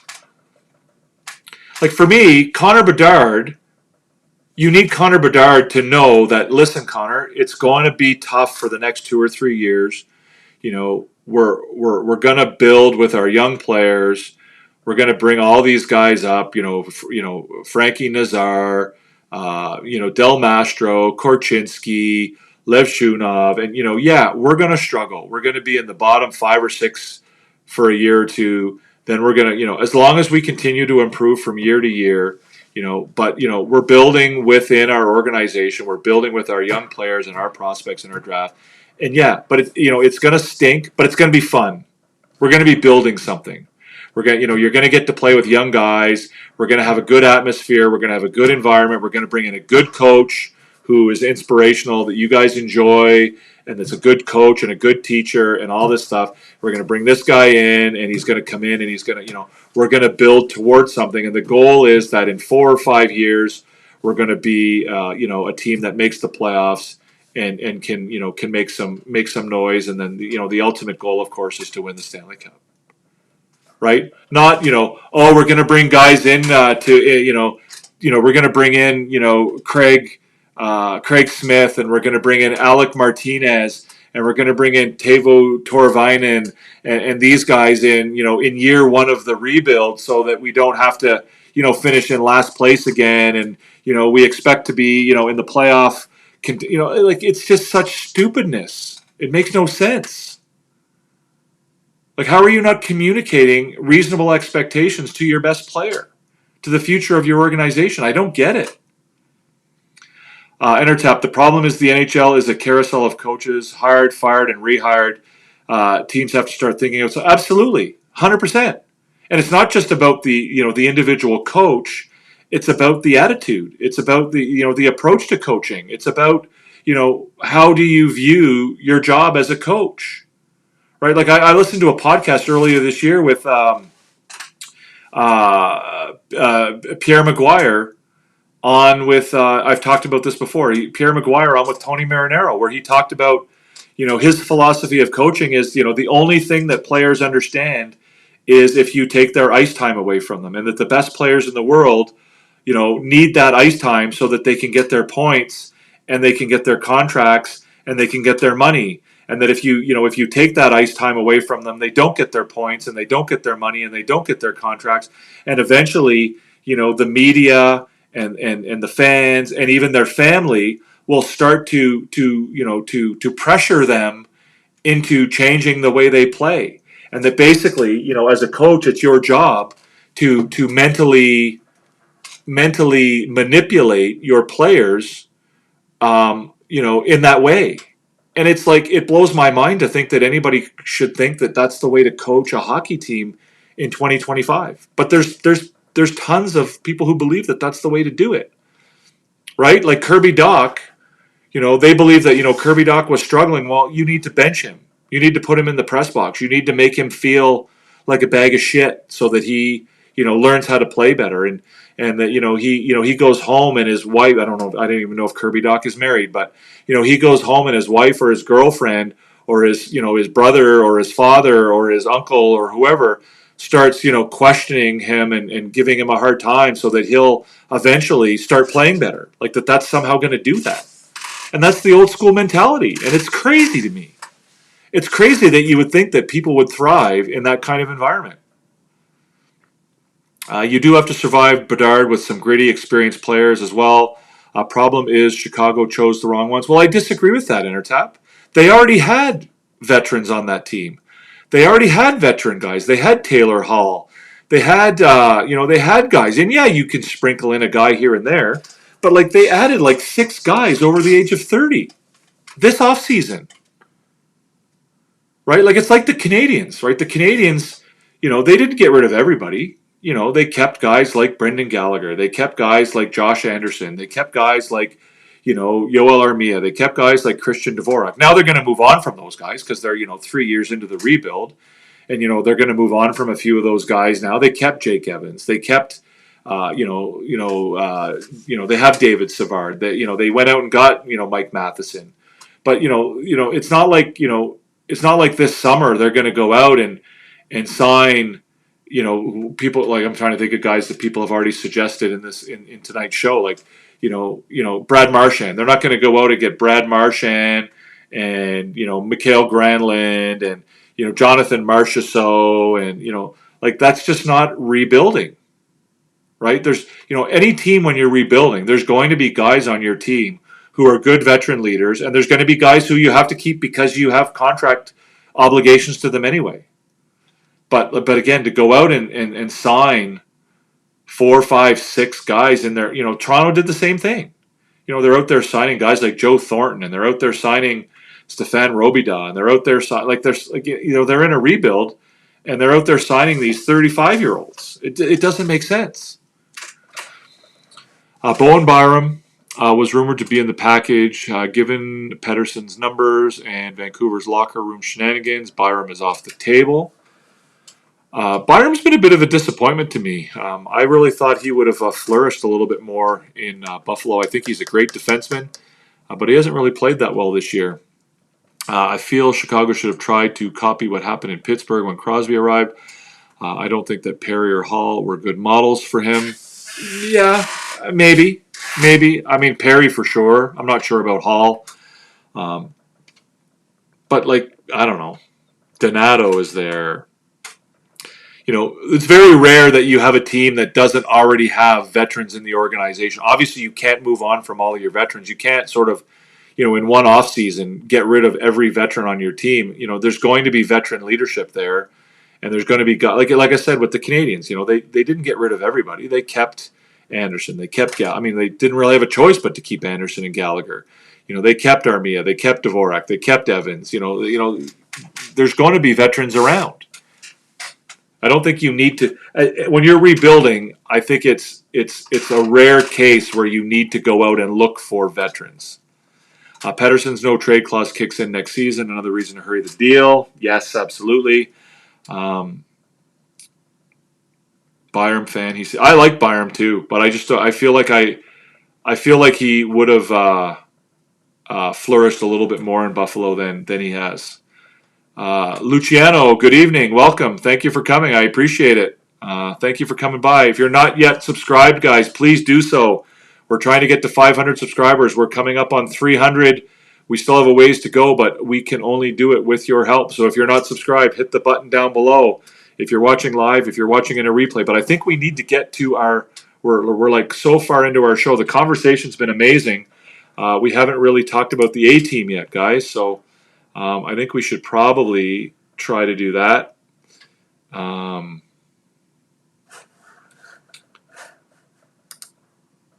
So here's my A-team for tonight. I know we had a few guesses at who would be on the A-team tonight, but tonight's A-team is Alex Newhook, Lane Hudson, Brendan Gallagher, and Jaden Struble.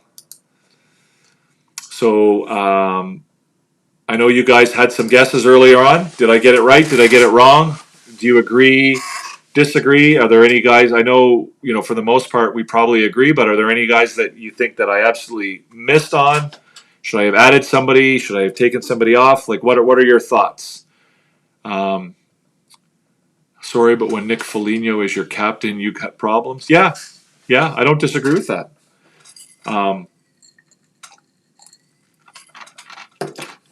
I don't think that Nick Foligno would be a bad guy to have on that team as a leader in a leadership role. I mean, in some ways I do, in some ways I don't. But yeah, no, I don't disagree with you, Luciano. I don't disagree with you. But then, I mean, adding guys like Todd Bertuzzi, you're adding Todd Bertuzzi, you're adding, Craig Smith, you're adding, Alec Martinez. I don't get it. In the first year of a rebuild, I don't get it. Like the Canadiens, what are the first year of the rebuild? You're out there amassing as many assets as you can, as many draft picks as you can, as many prospects as you can, as many young players as you can. That's not that bad. I mean, looking at the hit by P.O. Joseph on Brad Marchand, not that bad a hit. I don't think it's a suspension. Yeah, I'm just not a fan of the way Chicago and Anaheim and Philadelphia. I don't think they're. I don't think the way that they're conducting their rebuilds are going to be successful. I don't know if you agree with me, disagree with me, but let's talk about the A team, guys. Are you on board with those picks? Alex Newhook, I thought, had a really good game tonight. His numbers were great. He obviously had a goal, but he also had some pretty good underlying numbers. In particular, um, what did I see here?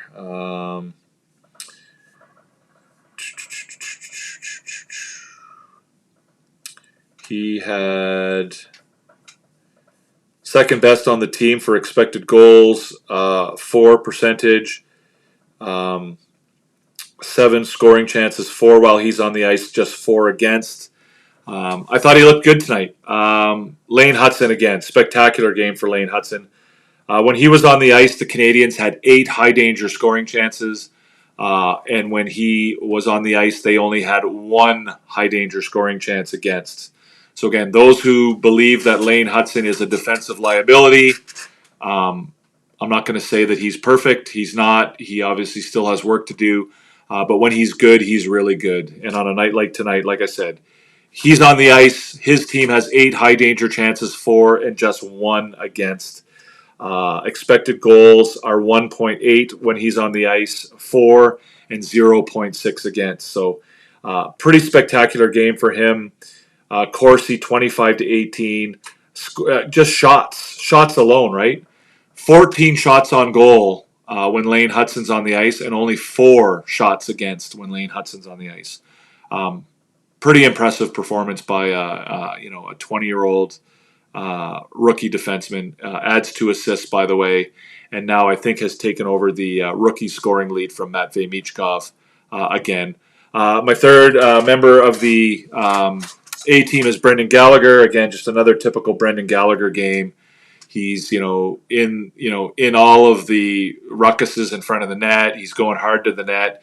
He's hitting guys. He's getting hit. He's popping up after every hit. He's doing Brendan Gallagher things. And by the way, he's putting up good numbers too, right? Expected goals for percentage of 74%.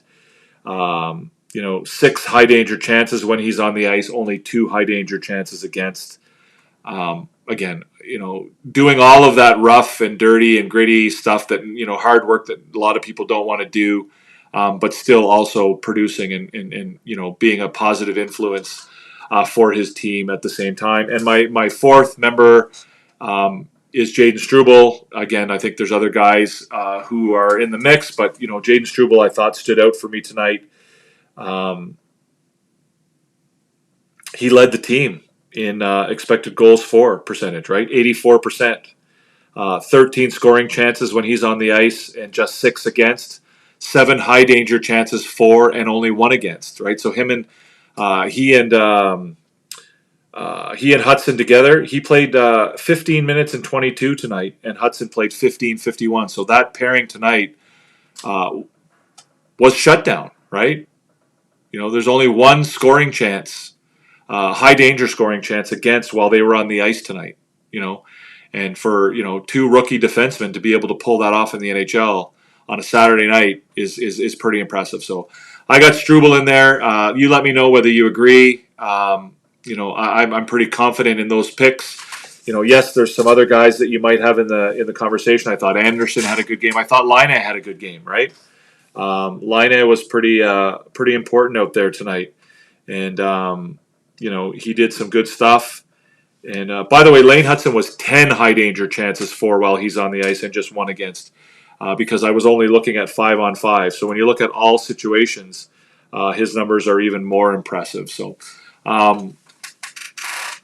Patrick Laine had a great game. Christian Dvorak had another really good game. So there's a bunch of guys who you could put in that mix. I thought the first line was okay, but they didn't really light the world on fire. So to be able to win a game where that team wasn't where that line wasn't at their best is a bit of a positive. I think you could take that as a positive. Buffalo has a lot of good D. I think it's slowing Byram's progress. Maybe. I think that as far as high end potential, I think that Byram is at every bit as good as Owen Power and Rasmus Dahlin. I think he has that kind of skill. So again, I'm not going to put him sort of on the back burner behind those two guys. I really like what is happening with Newhook. I like that he is developing with Beck. Yeah, I like Newhook too. I've always liked Newhook. I don't know that it's. I think that the Newhook has a really good tool set to play in the NHL. Obviously, his size brings him down a little bit, but I mean his speed. He's got a good shot. I think he works hard. I don't know that he is on the same level with some of the players as far as his hockey IQ is concerned. I don't think he's on the level with Cole Caulfield or Slavkovsky or Suzuki or some of those other guys. But I think he's a really hardworking guy who has a good skill set. He's a good skater. I think that obviously that's his greatest strength. Alex is a good Newfoundlander. Got to root for him every time. Yeah, so do I. Dahlin and Byram is a pair. Yeah. Terry Ryan, first rounder. Yeah, Terry Ryan's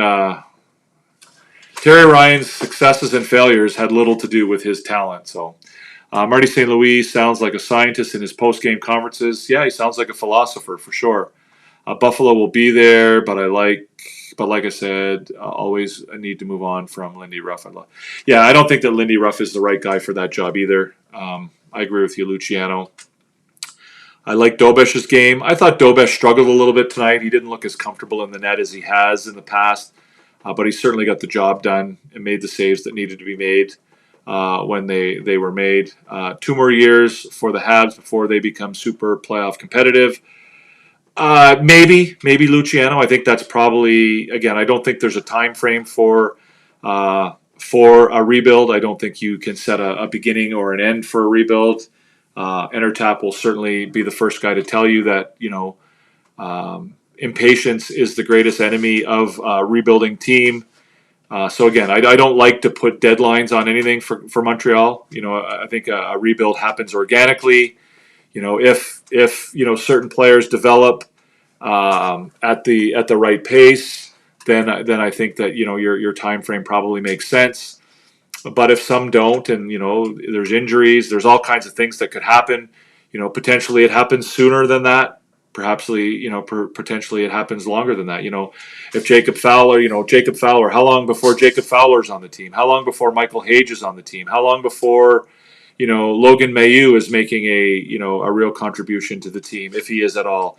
What about David Reinbacher? What about Engstrom? What about Kanyushkov? Like, all these guys are question marks, and not all of them are going to succeed, and not all of them are going to succeed, within the time frame that you're anticipating. So, we'll see. We'll see. It all depends, right? Like, I think that for me, the rebuild is important, but I think more important are the philosophies and the approaches to management and coaching that the Canadiens organization is now, undertaking. They're abandoning some of their old school traditional ways, and they're bringing in some more, new school progressive approaches to management and coaching. I thought Slav was okay tonight. I didn't think he had his best game. He obviously, he was physical. I think he led the team in hits tonight. I think he had 4 or 5 hits. I can check to be sure. He had 5 hits. So he led the team in hits. The first line, like I said, wasn't spectacular tonight. I don't think they played that great. Caulfield obviously had a goal, but I thought again, if he's hitting, Slavkovsky is implicated in the game. He's involved, and that's important. There's Puckhawk saying the exact same thing I just said. Slav was implicated tonight. A top hitter again. So Entertap saying the same thing I just said. Ruff's first year back with all new players and didn't even pick his own staff. It's not. I'm not blaming it on Ruff, RDP. I just don't think that he's the right guy for the job. I don't think that I don't know how old he is now. He's in his early 70s. I don't think bringing in an old school 70-year-old plus coach is going to be inspirational to a group of young players. I don't think he's the guy for that job. It's very similar to Ottawa bringing in. My brain, Jacques. Oh my God, Who did Ottawa last year?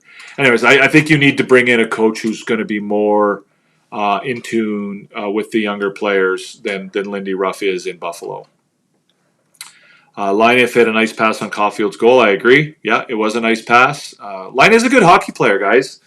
And, the thing with Laine that I think people have to realize, and, whether it's the coaches of the Montreal Canadiens or whether it's the fans or the media, he's a different cat. He's a different dude. He doesn't think the way the rest of us do. The things that are important to him are not the things that are important to most people. His general approach to life, his general approach to the world. He's just a different dude. But at the end of the day, he's a hell of a hockey player. And, if you want to experience the benefits of him being a hell of a hockey player, you have to, you have to live with some of the, the peculiarities of his personality and what he's all about. Right? I mean, I'm not suggesting by any means that he's a genius. But, I mean, sometimes if you want to benefit from genius, you have to live with the weirdness and the differences that come with it. And I think that if the Canadiens can figure that out, and I think they maybe are a little bit, if they can figure that out and they can harness that, I think they'll reap the rewards and the benefits of what Patrik Laine is capable of. Defense saved a couple of goals tonight when Dobish was down and out. Yep, they did. I thought the defensive zone coverage was pretty good when it was good, and it was pretty bad when it was bad tonight.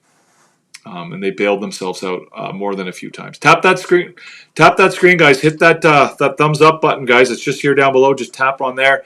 Hit that subscribe button. Let's see if we can get a few more subscribers tonight, and let's see if we can get a few more likes. We're at 14 now. Much appreciated. Sabres have some greatest, but their biggest void is they lack an identity. Yeah.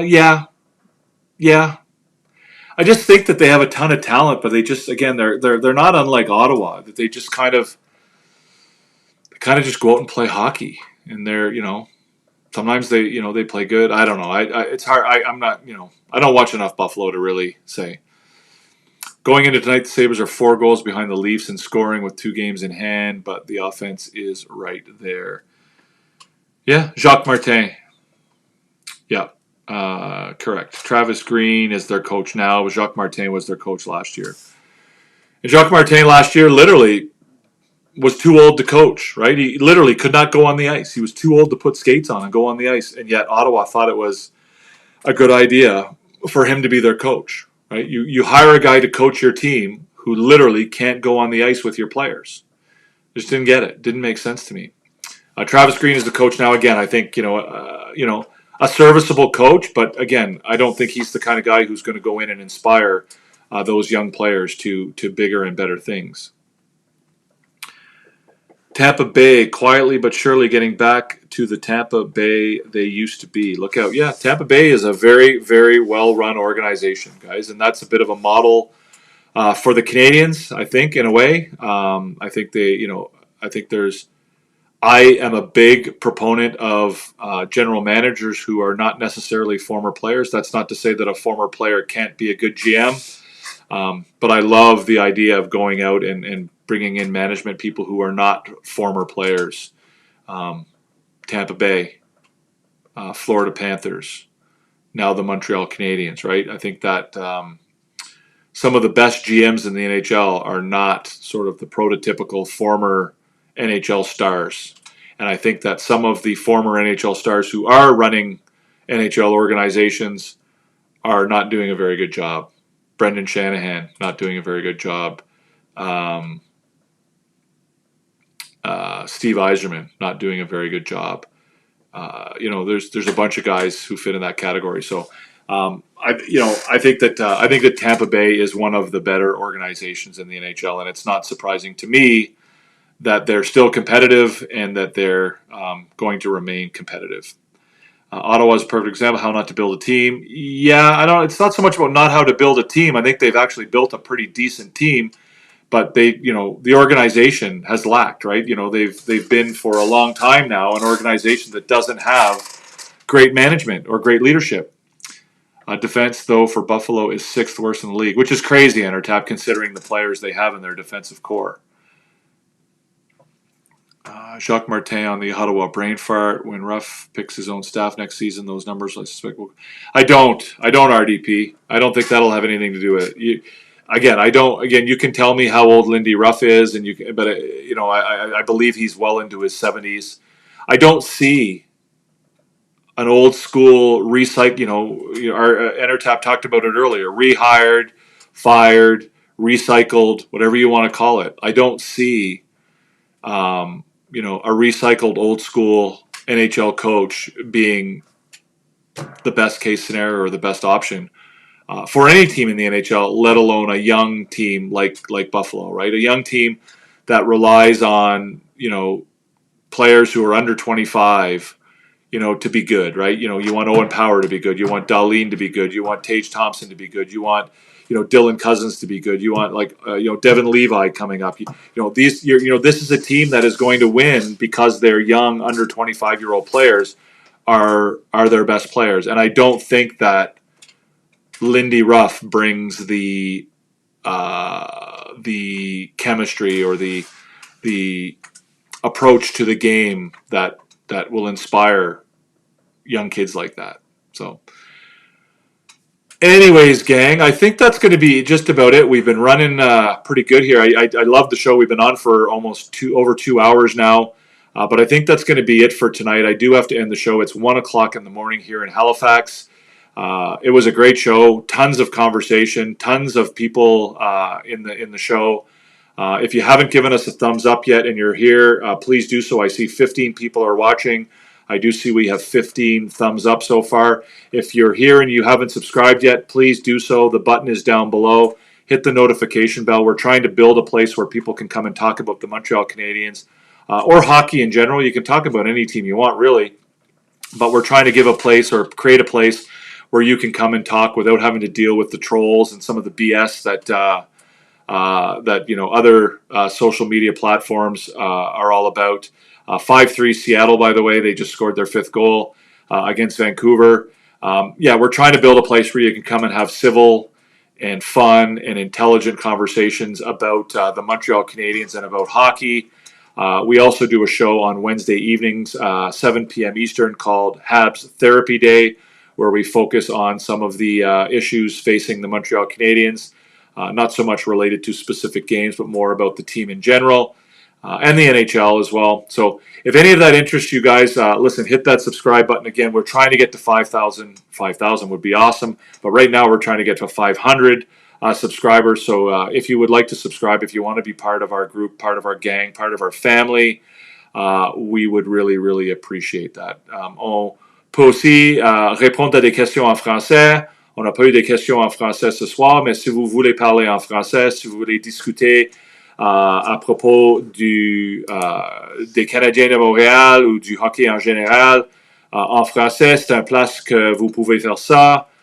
Ce soir, on n'a pas eu de questions en français, on a parlé plutôt en anglais, mais c'est aussi un place pour parler en français.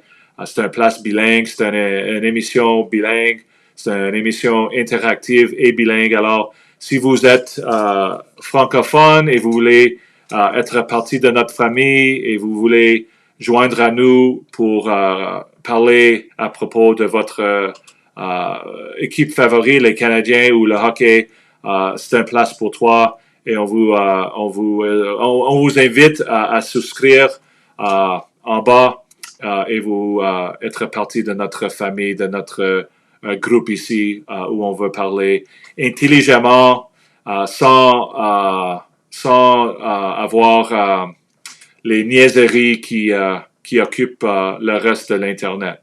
So that's it for tonight, guys. I do appreciate all of you. All of that same applies if you're watching in a replay, guys. If you're watching in a replay and you've made it all the way here to the end of the show, I do appreciate all of that. But again, whether you're watching live or in a replay, obviously more people end up watching the show on replay than they do live. but we do certainly invite you to give us a follow. Nicolas, really like the show, really entertaining, and your analysis is right on point. Really enjoy it. Well, I appreciate that, Nicolas, and I hope you come back. And I enjoyed having you here as well. Billy D, thank you.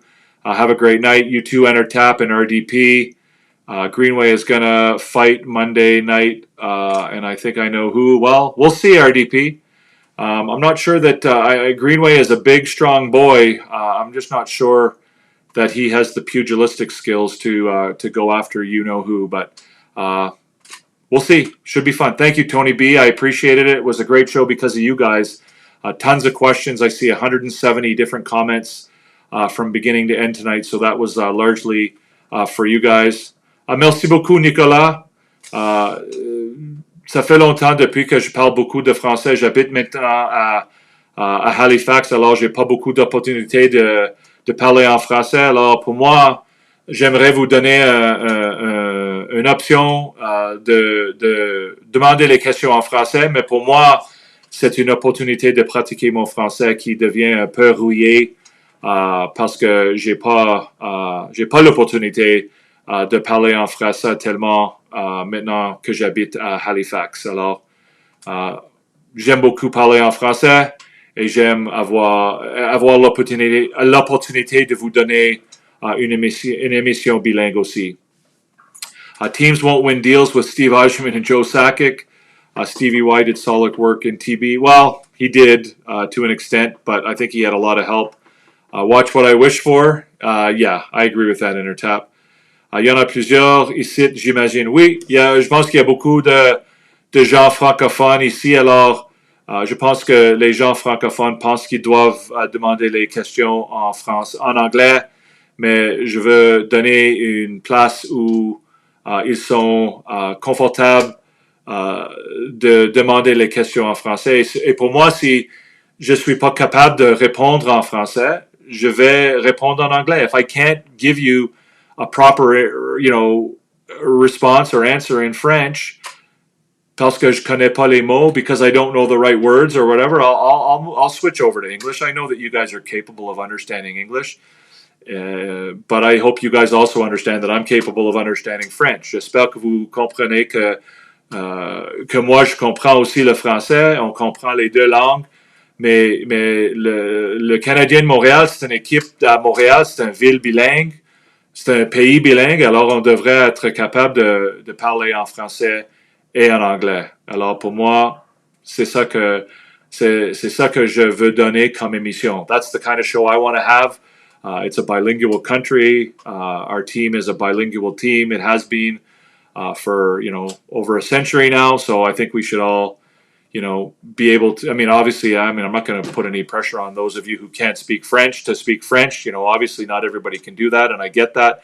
But again, I think from my perspective as the host of the show, I think I need to be able to speak to you in French, at least understand you in French, and do my best. So, alors pour moi, on va faire les deux. Alors pour vous, vous pouvez me parler en français ou en anglais. So, c'est parfait, Nicolas. Merci beaucoup. À la prochaine, tout le monde. Thank you, guys. We shall see, RDP. We shall see. I'm not overly optimistic about Greenway's chances, but we shall see. But anyways, guys, it was a great show. I do appreciate it. One last chance, guys. If you haven't hit that thumbs up button, here's your last chance to do it. We're going to end the show here now. Again, great show. I appreciate everybody for coming. You guys are great. I have a really good time doing this, which is why I just spent, almost 2.5 hours talking with you guys. So let's keep it up. Let's do it again. We'll see you on Monday night. The Canadiens play the Buffalo Sabres. By the way, guys, Ivan Demidov plays tomorrow. If you're interested in checking that out, Montreal Canadiens 4, the Buffalo Sabres 2. They'll be back in action against one another on Monday night. We will see you in the next one. Peace out. Hoffman, Monahan parked in front. Docks to Caulfield, fires, scores! You are about to enter Habs After Dark with